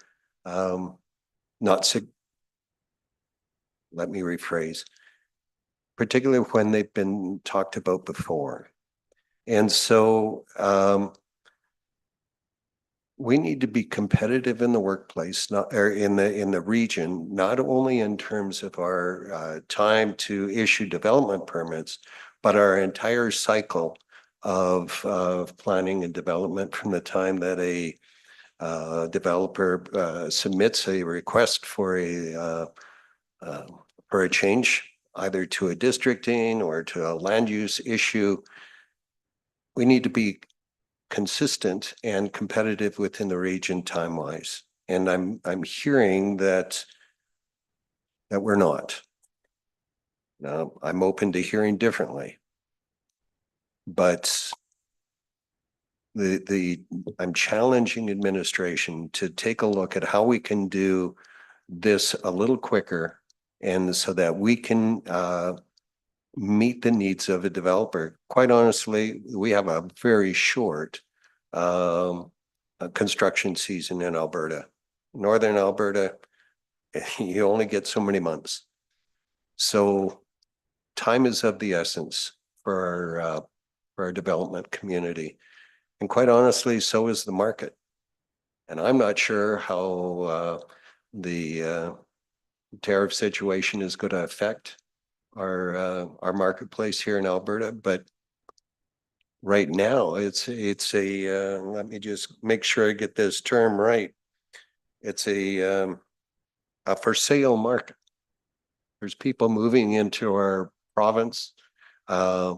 There's opportunities for developers to do their work and to prosper in an environment where people are looking to buy homes.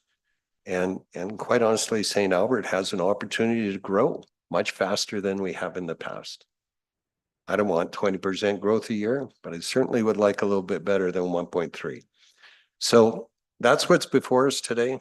And the three issues are basically equity issues, and the fourth issue is around pressing our timelines. And I'll leave it up to council to make up their decision. Thanks. Thank you, Councilor Brad. Call for the vote.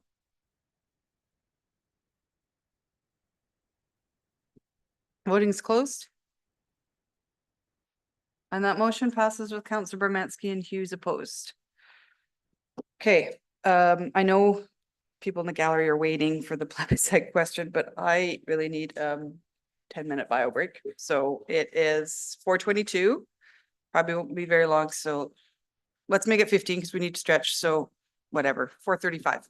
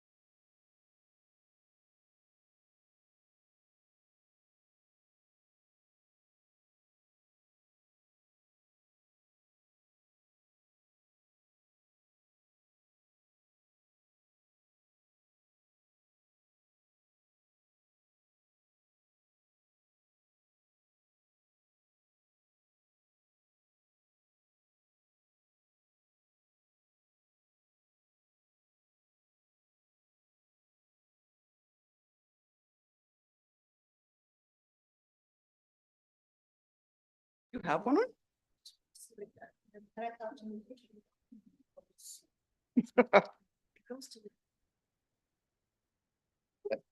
Isn't that a good thing? It's 4:35. We have 2 more agenda items. Oh, and information request stuff. 10.2 is the plebiscite question, grant and renaming, notice given by Councillor Hughes. She has added another one in to postpone. Hold on. Yep. So before we can consider anything, we need to do waive of notice of motion. Yeah.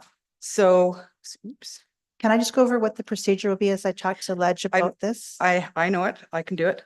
So we're going to give waive of notice for everything considered on plebiscite questions, because it's all germane. If that fails, it goes to the March 18th meeting. If it passes, then we will go to the second motion, which is a postponement to March 18th. We can then vote on that. And if that fails, then we actually debate the plebiscite. Correct. Correct. Yep. Okay. That's it. So I will get you to just read in the waive of notice of motion one. Okay, that the 20-day notice of the 28 period, let me try this all over again. That the 20-day notice period requirement in section 119.9 of the procedure bylaw be waived. All right.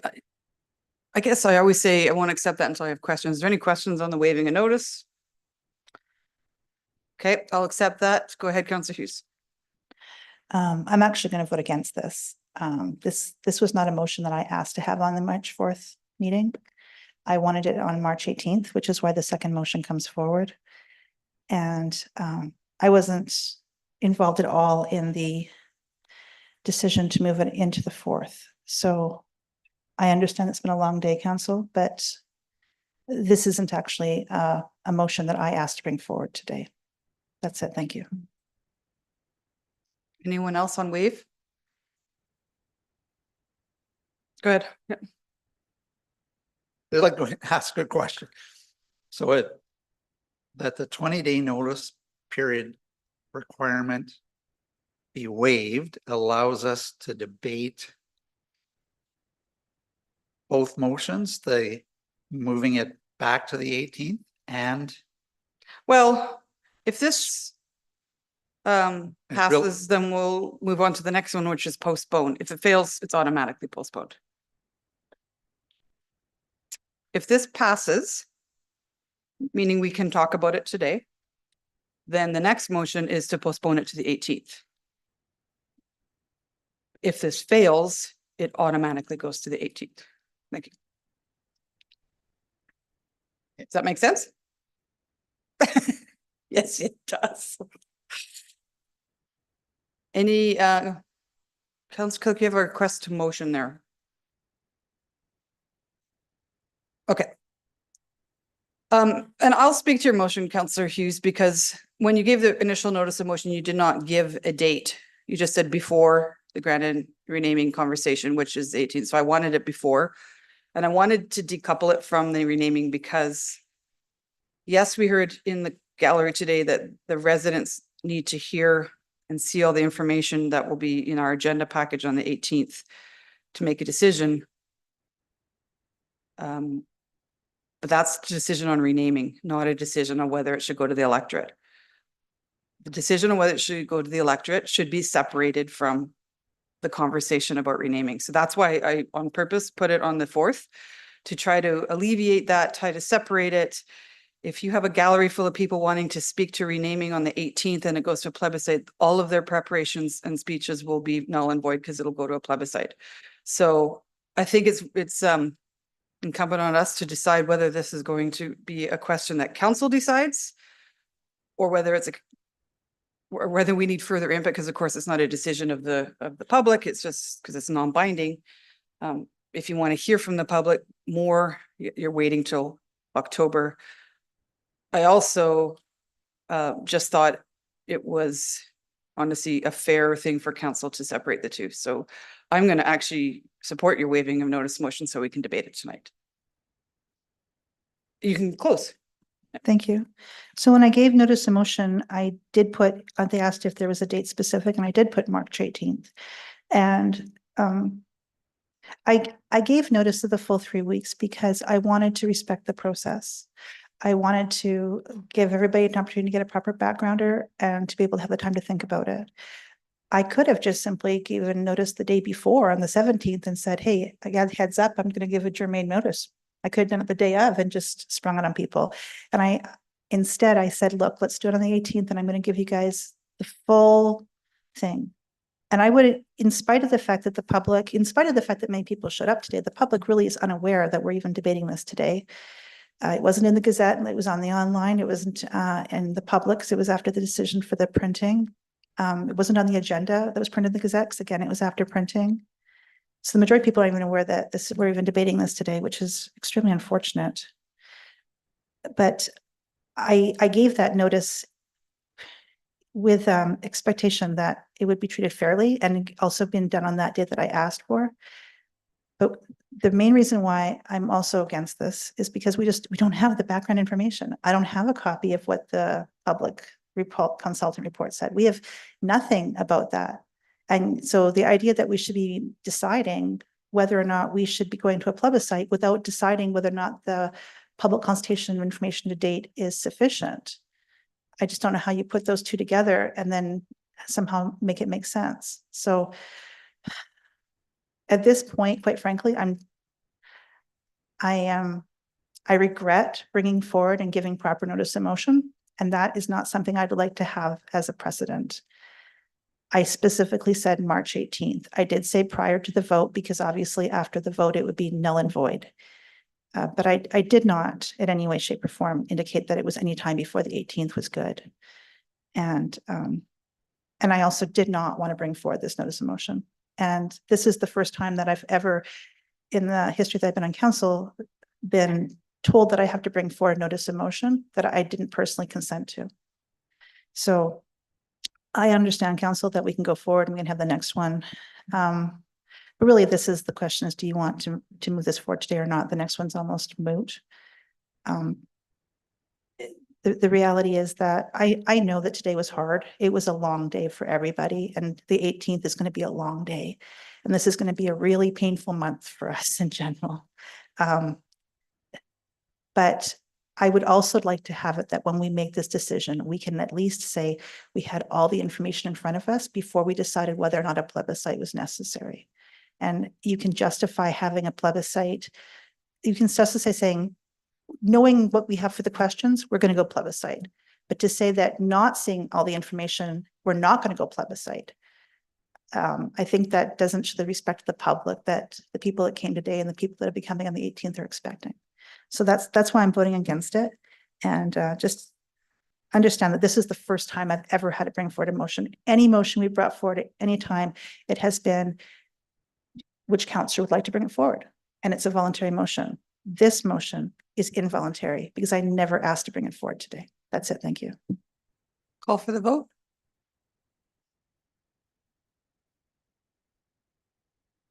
Voting is close. And that motion passes with Bermansky and Hughes opposed. So we have waived notice. I don't know if you want to think twice about the second part about postponing to the 18th. You're welcome to bring it forward, but that previous vote might indicate the desire to debate it today. It's up to you. Let's bring it forward briefly, just so we have clarity. Want to read it in? Yeah. That the renaming of the granite plebiscite motion be postponed to the March 18th meeting prior to the granite renaming vote on the agenda. Any questions on that one? Okay, I'll accept that motion. Actually, I had a question. Okay. So when this was decided to bring this forward last week, my understanding was the city thought that they were prepared, or administration thought that they were prepared to handle the debate today. And so what I'm wondering is why all the background information related to the public consultation wasn't provided to council.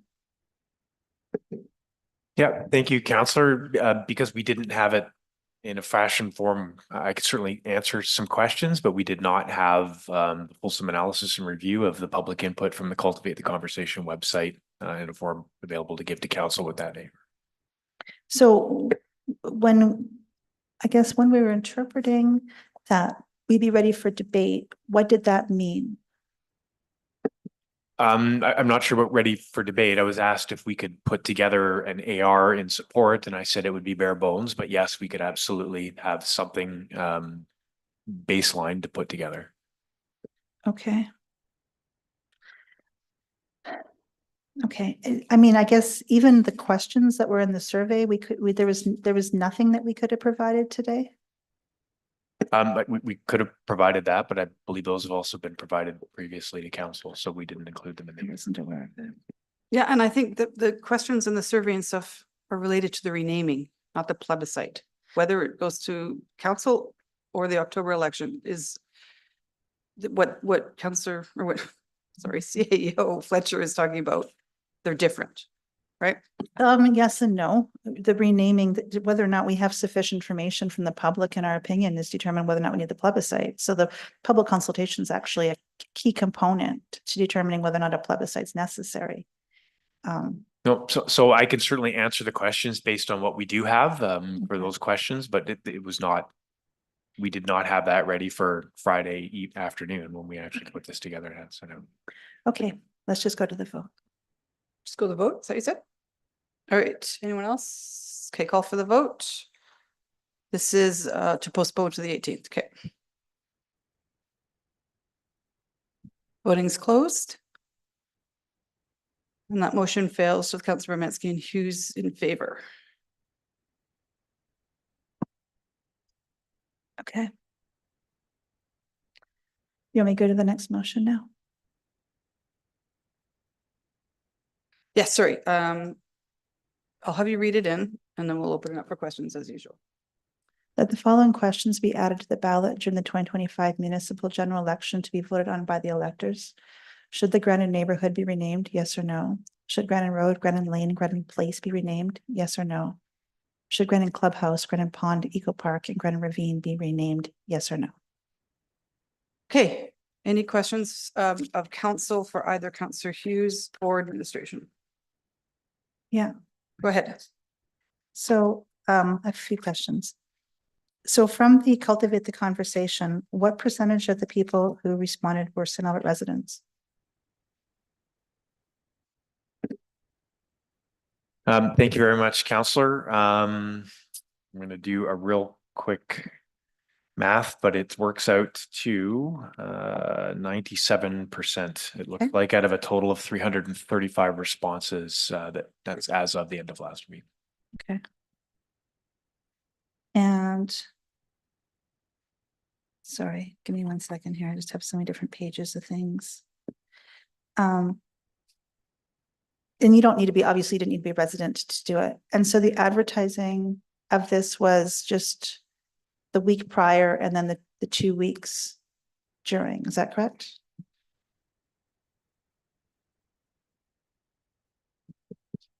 Through the mayor to Councillor Hughes, I believe that was the approximate timeline that the advertising occurred. Okay. So is there a summary of what we got from that document? We are actually compiling the What We Heard report that we will forward to council as soon as it's compiled. Yes. Okay. Is there anything that you can share today?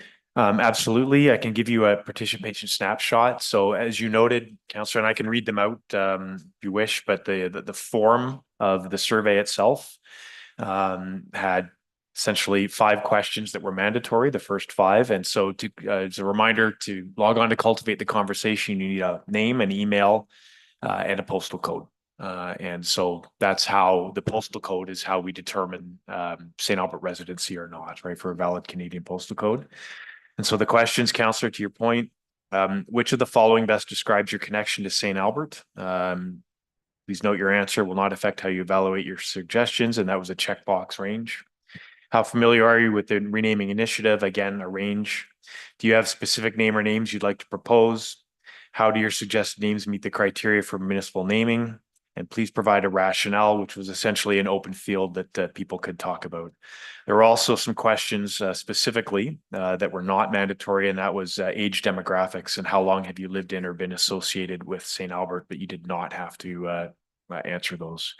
In terms of the snapshot, we had 335 total responses. Based again on the utilization of the postal codes, 149, 44% were Grandin residents. Other St. Albert neighborhoods consisted of 176 or 53%. So 53 plus 44 is where I got my 97.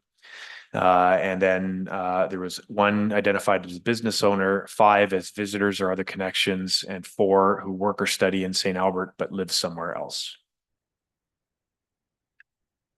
Thank you. Do we have an idea of how many came from the same postal code or the same families even? We do not right now, no. Okay, so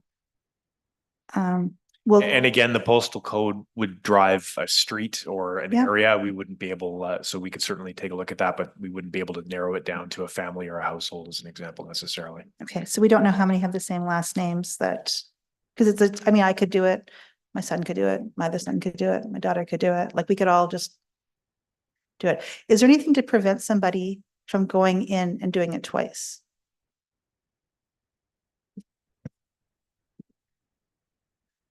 Sorry, I'm going to ask our Director of Communications and Public Affairs, who is just coming up to talk a little bit about the specifics as it relates to cultivate the conversation. Sure. Thank you, Mr. Fletcher. Through the chair to Councillor Hughes. We're not hearing you, Paul. Not hearing me? I can hear him just fine. Okay. So you can hear me on Zoom, but not in chambers?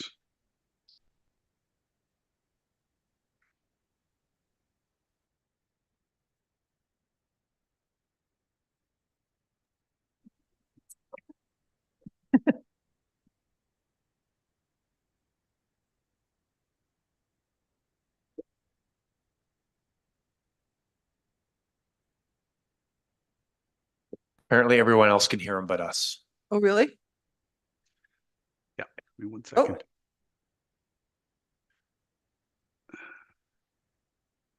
I can sort of. Try again, Paul. Okay, now can you hear me? There we go. Okay. There we go. Sorry. Thank you. Thank you, Mr. Fletcher. Through the chair to Councillor Hughes. As Mr. Fletcher's indicated, all that's required to register to provide a response on Cultivate the Conversation is to provide an email address and a username and a postal code. You're not even required to use your real name for your username. And if you have multiple email addresses and want to take the time to register each and every email address and come at us with a different username for each one, we don't filter, we don't screen those out at all. We also don't collect specific home addresses. So again, as Mr. Fletcher indicated, it's not possible for us to determine whether or not people from the same household submitted responses. Okay, so this is actually something that could be manipulated if somebody was motivated to do so. Through the chair to Councillor Hughes, it depends on your definition of manipulated. As Mr. Fletcher indicated, this CTC was not about taking a pulse or getting any specific number of people. It was specifically designed to solely get suggestions for new names, of which the naming committee is reviewing, and then administration will be bringing recommendations to council on what those names are. So again, this was not a plebiscite or a poll looking at numbers, and it was strictly to gather suggestions for names. It was qualitative, not quantitative. So what was the thought process behind not asking the public if they were in favor of this, considering? I think it follows policy, Councillor Hughes. No, I think that you have the opportunity to ask if you wanted to, and this isn't a minor renaming. This is a major renaming. So I'm just curious what the thought process was to say that we weren't going to include that question. Yeah, I think a couple of things, Councillor. One was quite frankly timelines. One was trying to simplify the overall process, which in hindsight, perhaps it created some confusion with some folks.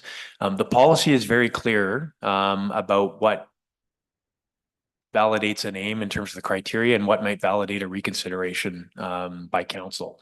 And so that homework we've done at the end of the day. And so if council values and ask from population on whether we should or not, that's separate from what the policy says. Is this something that you should consider renaming? And if so, what would it be? And so that's the approach that was taken. Okay. So, and then there was public consultation in person, was there not, for the people who are directly affected with their street addresses? There was a drop-in sessions. They were mailed out and invited to, yes, to talk about, and those were specifically about their concerns as it relates to logistics, should a decision be made to rename. But they were also, if people had concerns, they were certainly listened to during those timeframes as well. Yes. Okay, so those people, like the drop-in was just really about like what happens if it happens. Is that what the whole topic was? That was by and large the approach was to answer questions about the process and what could happen, because obviously it's not an insignificant issue for folks who have to change an address or figure it out. And so there's in the policy, there's that mention about a naming committee that,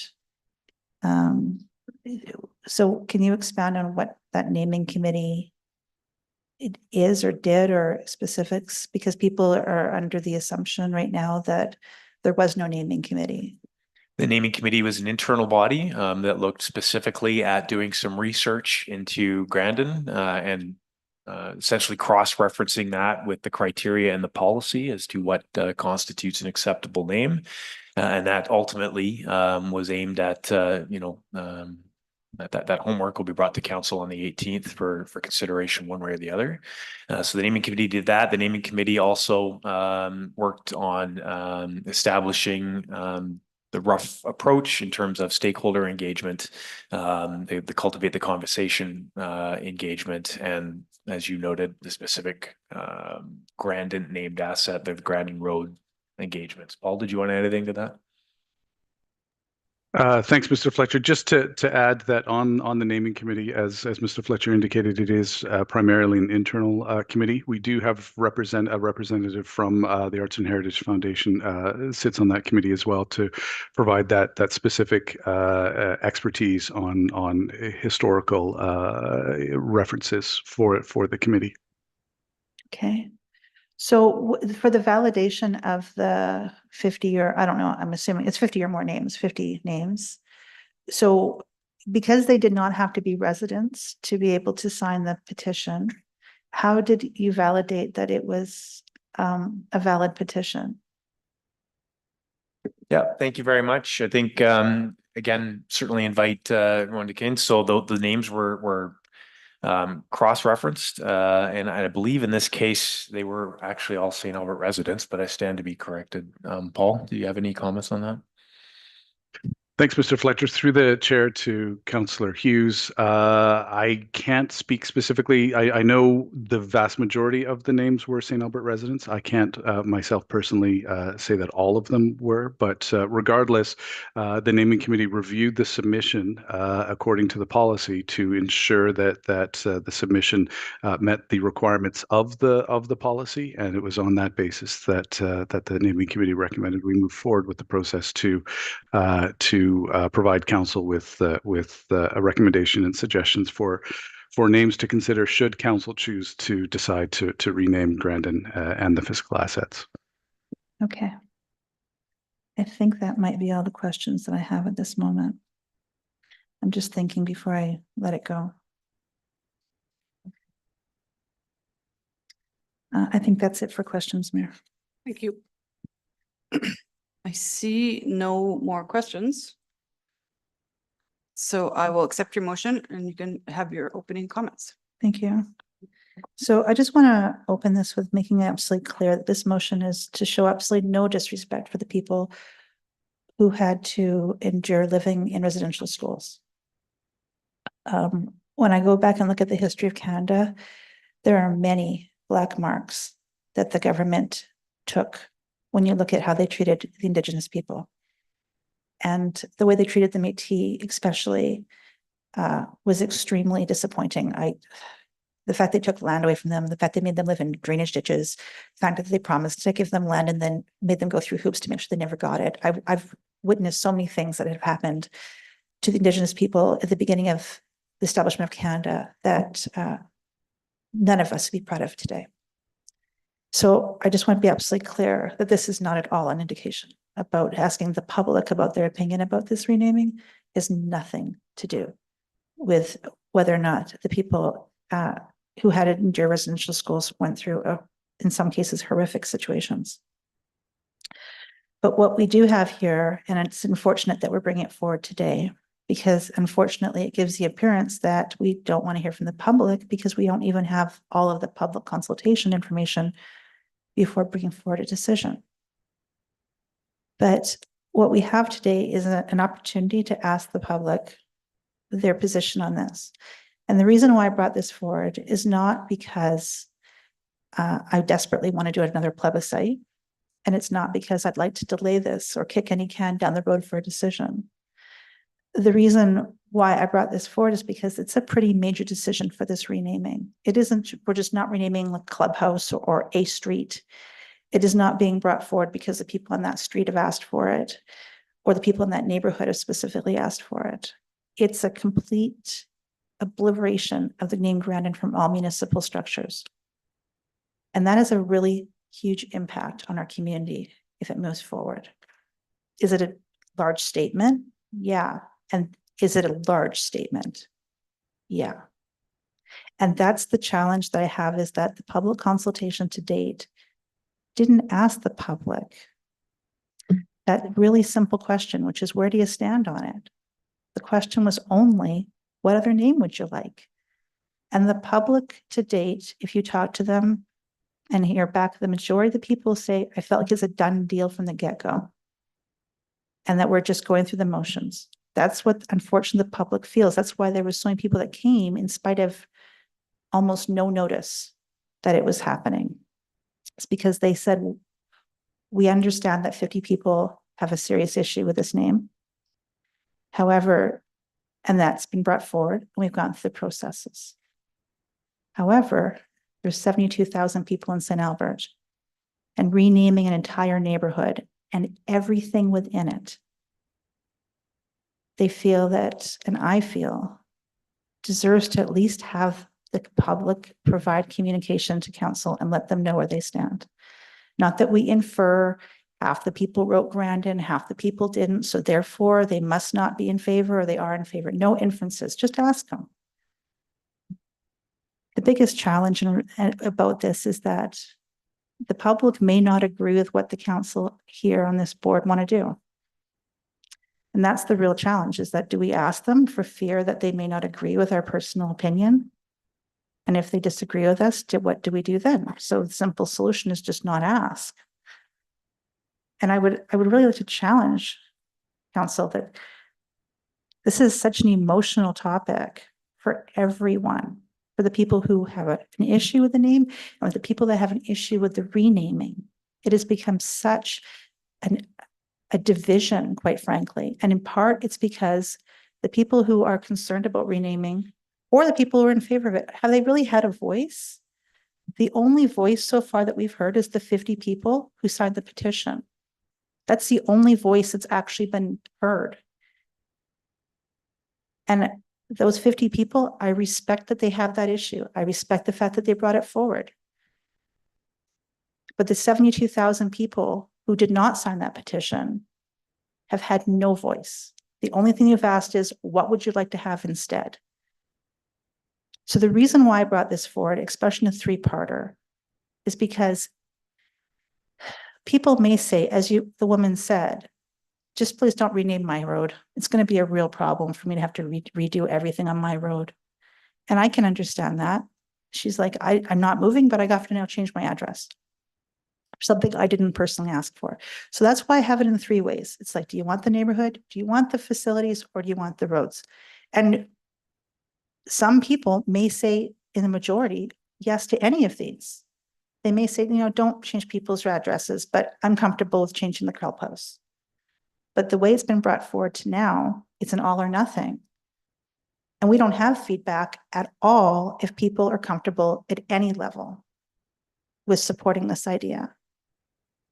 And so that is why I brought this forward, is that then council And I realize it would go to the next election, but the council would actually know, where does the public stand? It does not force the council to agree with the public. It does not force the council to do what the majority say. But it does give us, in this next council, a pulse on where does the community stand on this? And on something of this huge nature of just taking this person's name completely out and basically putting a huge black mark on him. And ignoring the fact that the people grew up in these neighborhoods, they grew up on these streets. And that name, while it may be very traumatic for some, is not traumatic for others.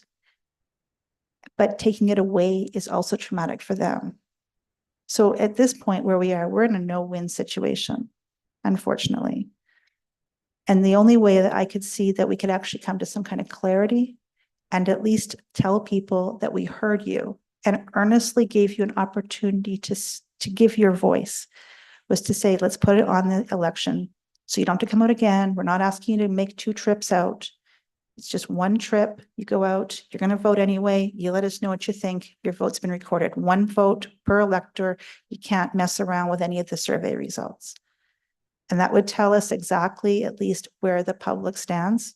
And it's given a 3-tier option.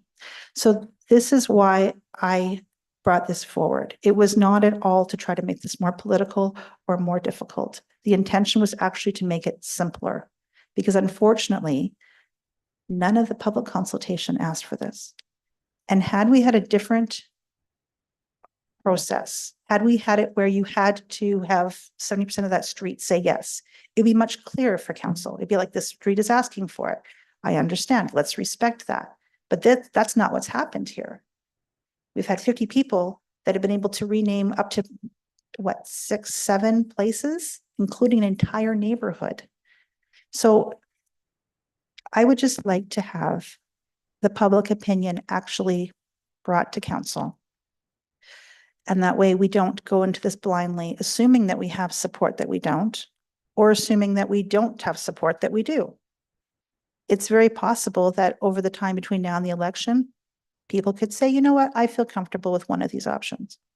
And that would make it a lot easier for this council to do this than simply assume that everybody's for it or everybody's against it. So and to be clear, and I will finish this off, is that this does not mean that the renaming will not proceed just because a plebiscite were to move forward. It just simply means that we're just simply going to ask the questions that haven't been asked, that maybe have some difficult answers, but would give us the clarity that I think that we're missing for something of this magnitude. And I will tell you, council, I'm not really optimistic right now because we're voting for this today and because we don't even have a backgrounder to decide whether or not the public input's sufficient. But what we do know, without a shadow of a doubt, is that these questions have not been asked to the public and that public support for this has not been determined. Even if we get that plebiscite, even if we get the report, even it still doesn't tell us really whether or not we have support. We just don't. Even if they didn't write Grandin or they did write Grandin, it doesn't tell us if we have support. So,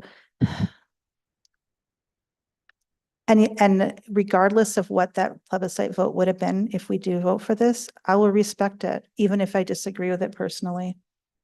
Because personally, I think that that's our job, is not to decide that we're moving forward an agenda, but to ask the public and respect it, especially if something of a social nature that can be asked of the public before we make that decision. That's it. Thank you. Councillor Bromanski.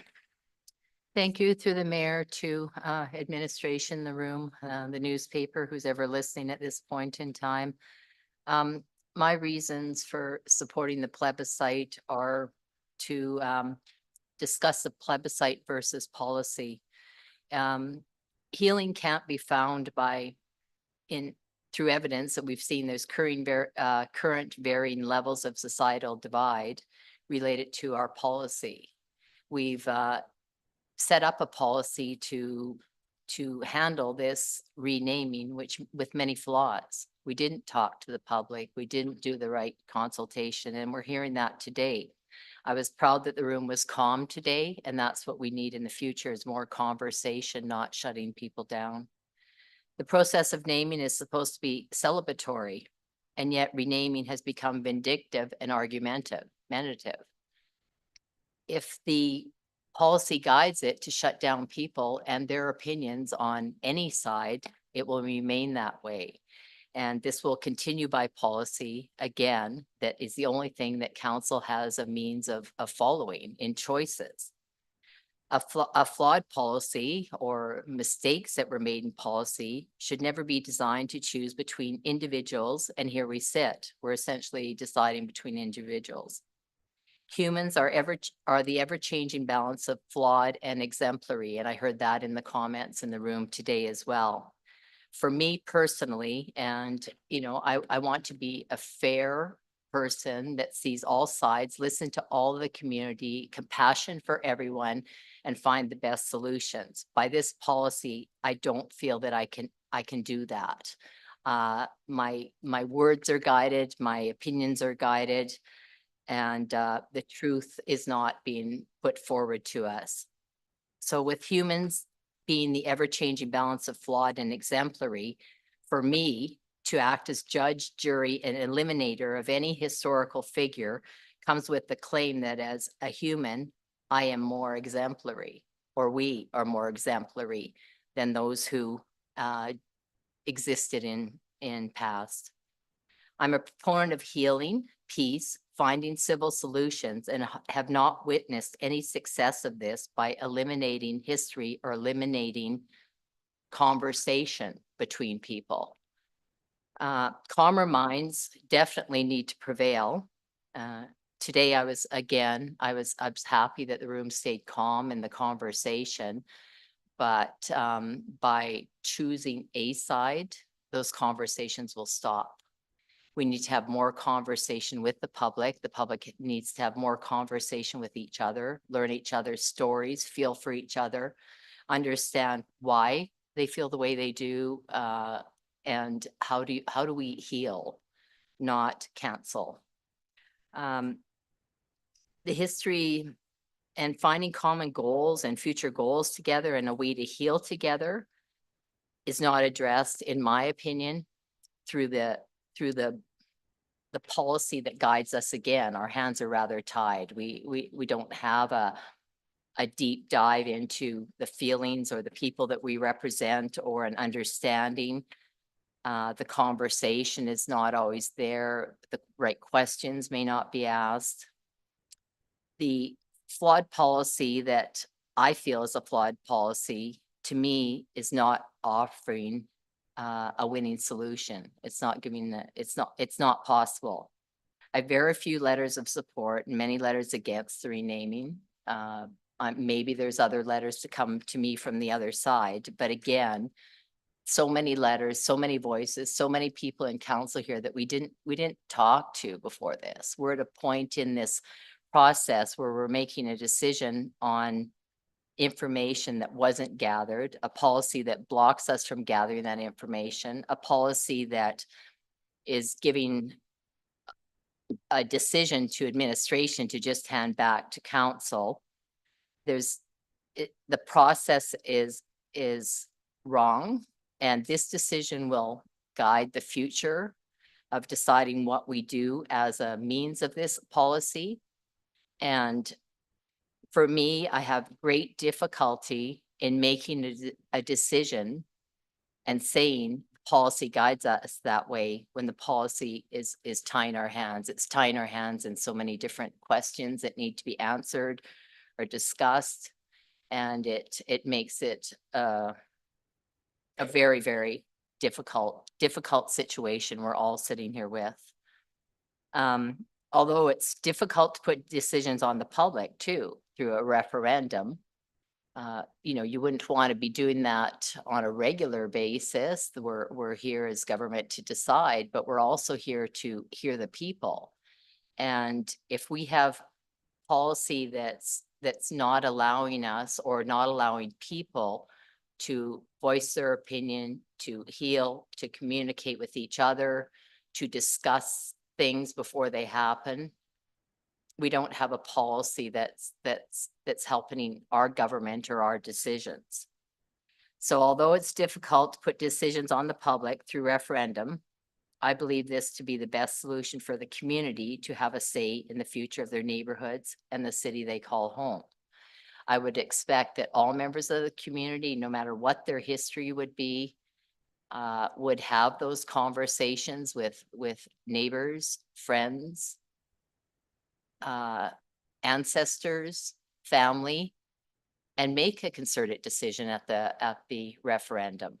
I can't even, at this point, I feel it's the strongest avenue for allowing people to be able to have a voice, all peoples, race, history, family, age, whoever you are, how long you've lived in St. Albert, you have a vote. On a survey, we have 150 people answering, or maybe a couple hundred on the Gazette who happened to notice, you know, a survey or whatever, or took the time. But I would truly like to see in this particular situation, because it's setting precedent for what will happen in the future. If we don't get feedback from the public or have a policy that's better defined on allowing us to do that, this will be an item that will be coming back to council often, and we're causing dissension in the community. We're causing dissension amongst families, amongst neighborhoods. For what? When we could just let them have their vote, have their say. And I know it's not binding to council, which, you know, is somewhat unfortunate too. But I would like to know what the people think. The more people that vote, the better. I would certainly like to have them tell me, and I can, you know, I can understand that why they feel the way they do, why I need to make those decisions for them. But in this boundary of policy boundary, we don't have those answers from so much of the public. And it's very concerning to me. It's a decision that cannot be made properly without a referendum. Thank you. Thank you. Councillor Jolly. Thank you. So I see this vote as a decision about whether we support a brand new policy that was developed through extensive, thoughtful consultation and approved by council. That policy says that council decides whether a name is changed after it meets the criteria set out in that document. You know, we were elected to make decisions. So an unenforceable ballot question does not absolve council of that responsibility. So I'm opposed to try to wash our hands of responsibility as elected officials in our community. So I'll be voting against this. Thank you. Thank you. See no more registered speakers. So Councillor Hughes, I'll let you close. Oh, Councillor Broadhead.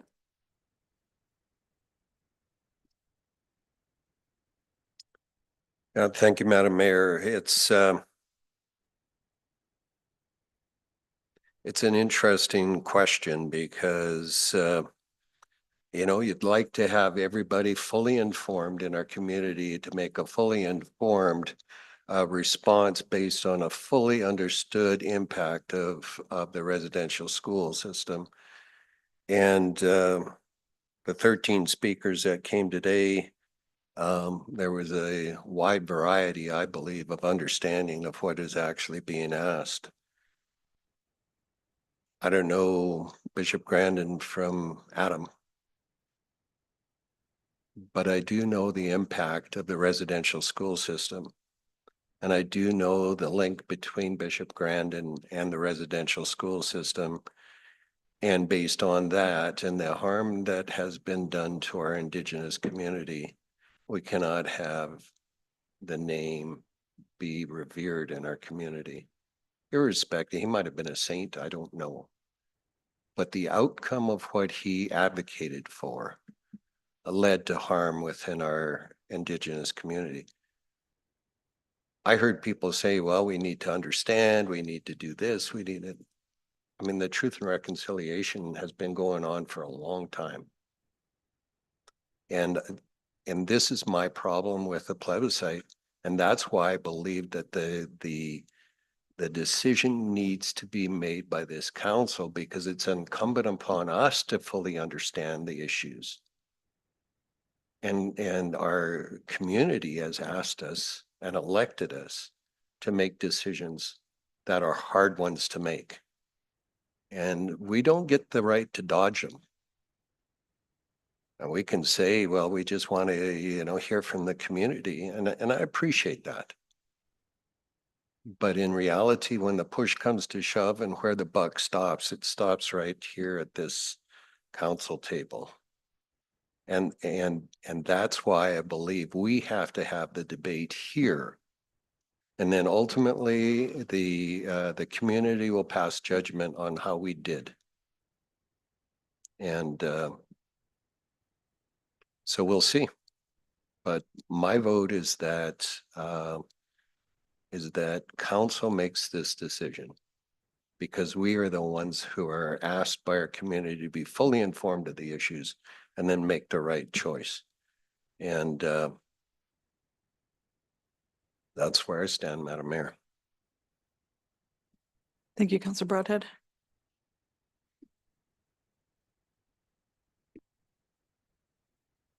I'll just really quickly add, and I've said to council before, that in 2017, when the plebiscite question came to this council, I essentially was the swing vote and threw it on the ballot.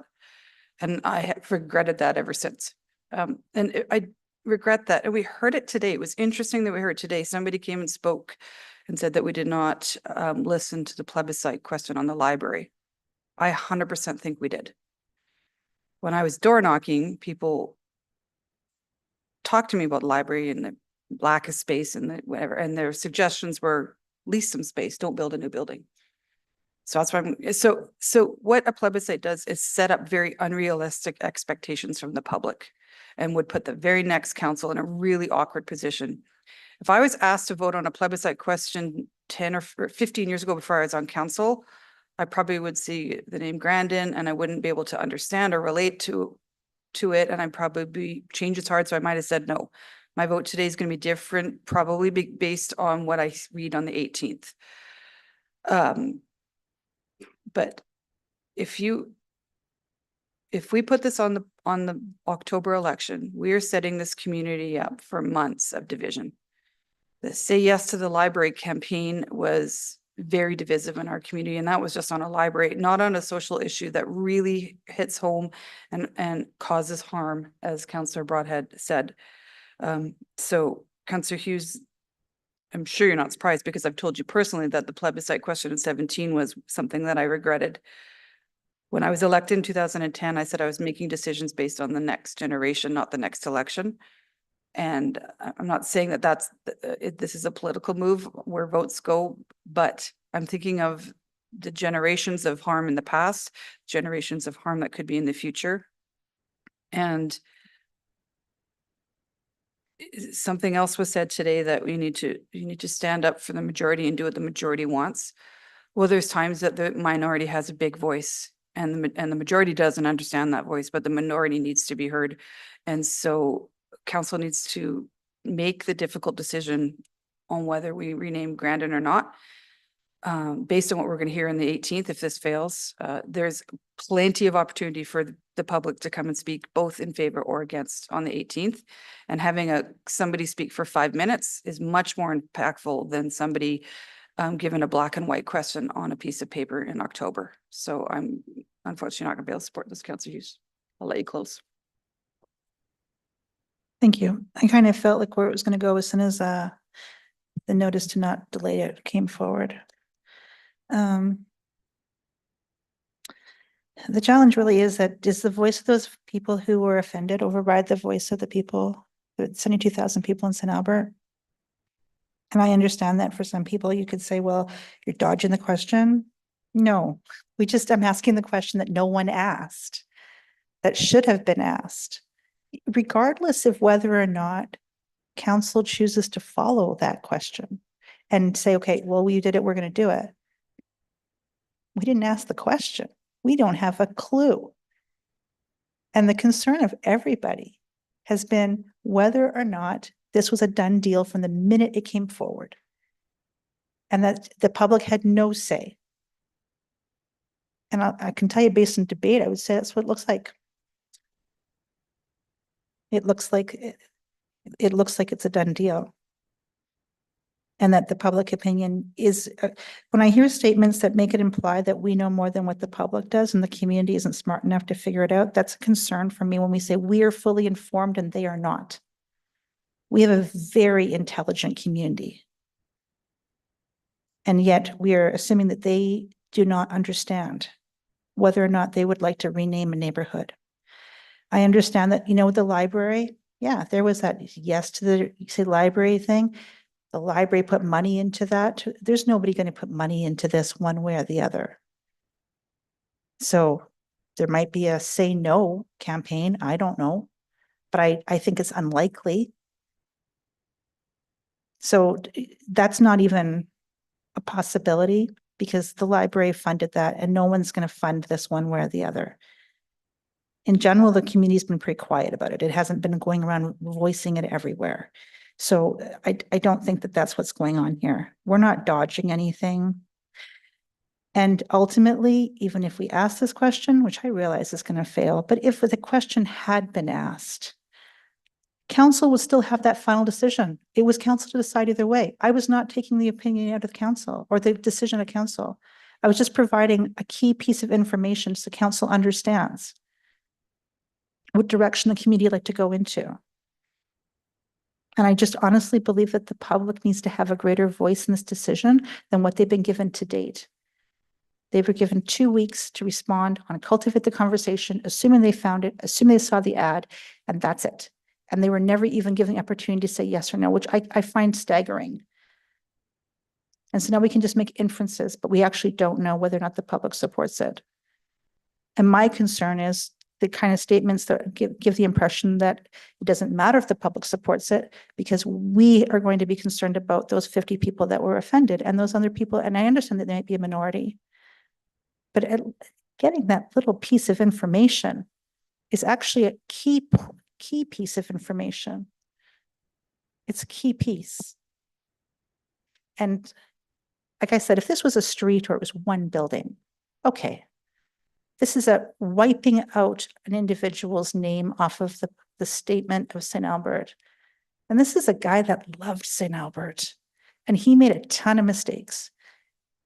And the first time that you can tell me that any of us are flawless, you just go right ahead.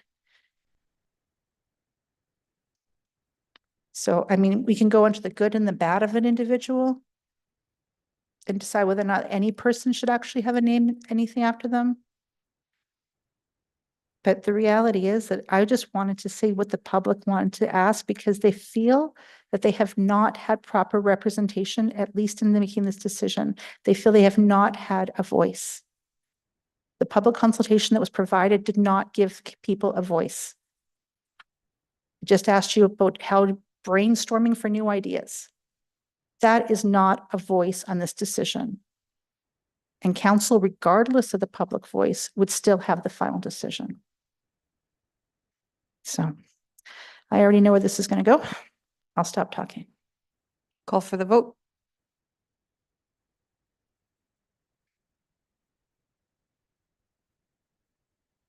Voting's closed. And that motion fails with Councillor Romansky and Hughes in favor. Information request, notice of motions and announcements. I won't go down the road. Does anyone have any IRs? Is there any IRs that need to get read in? Okay. You got one? Okay. That the community amenity site school area structure plans amended to replace the words high school with school for the school site. Anyone else? Any announcements? All right. I need a motion to go in camera for a council dialogue with the CAO. Councilor Mackay. Excuse me, that council moving camera to have a confidential dialogue with the Chief Administrative Officer pursuant to Section 24(1)A of the Freedom of Information and Protection of Privacy Act. Thank you. Call for the vote.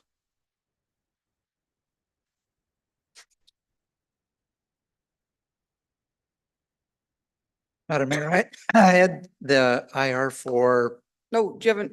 planters, petunia. Oh, you've got to read that in? Yeah, and there was a motion to fund that from the budget. We're in camera. I sent. Can you read it? We'd have to come out again. I think that Councillor Killick, we sent you wording to submit it, but I we did. haven't received the actual submission. I did put it in. Oh, the okay. System. We don't have it on our end, so I wonder if you could email it to us and then we can read it in at the next meeting. Would that be okay? Yep. Okay. Okay.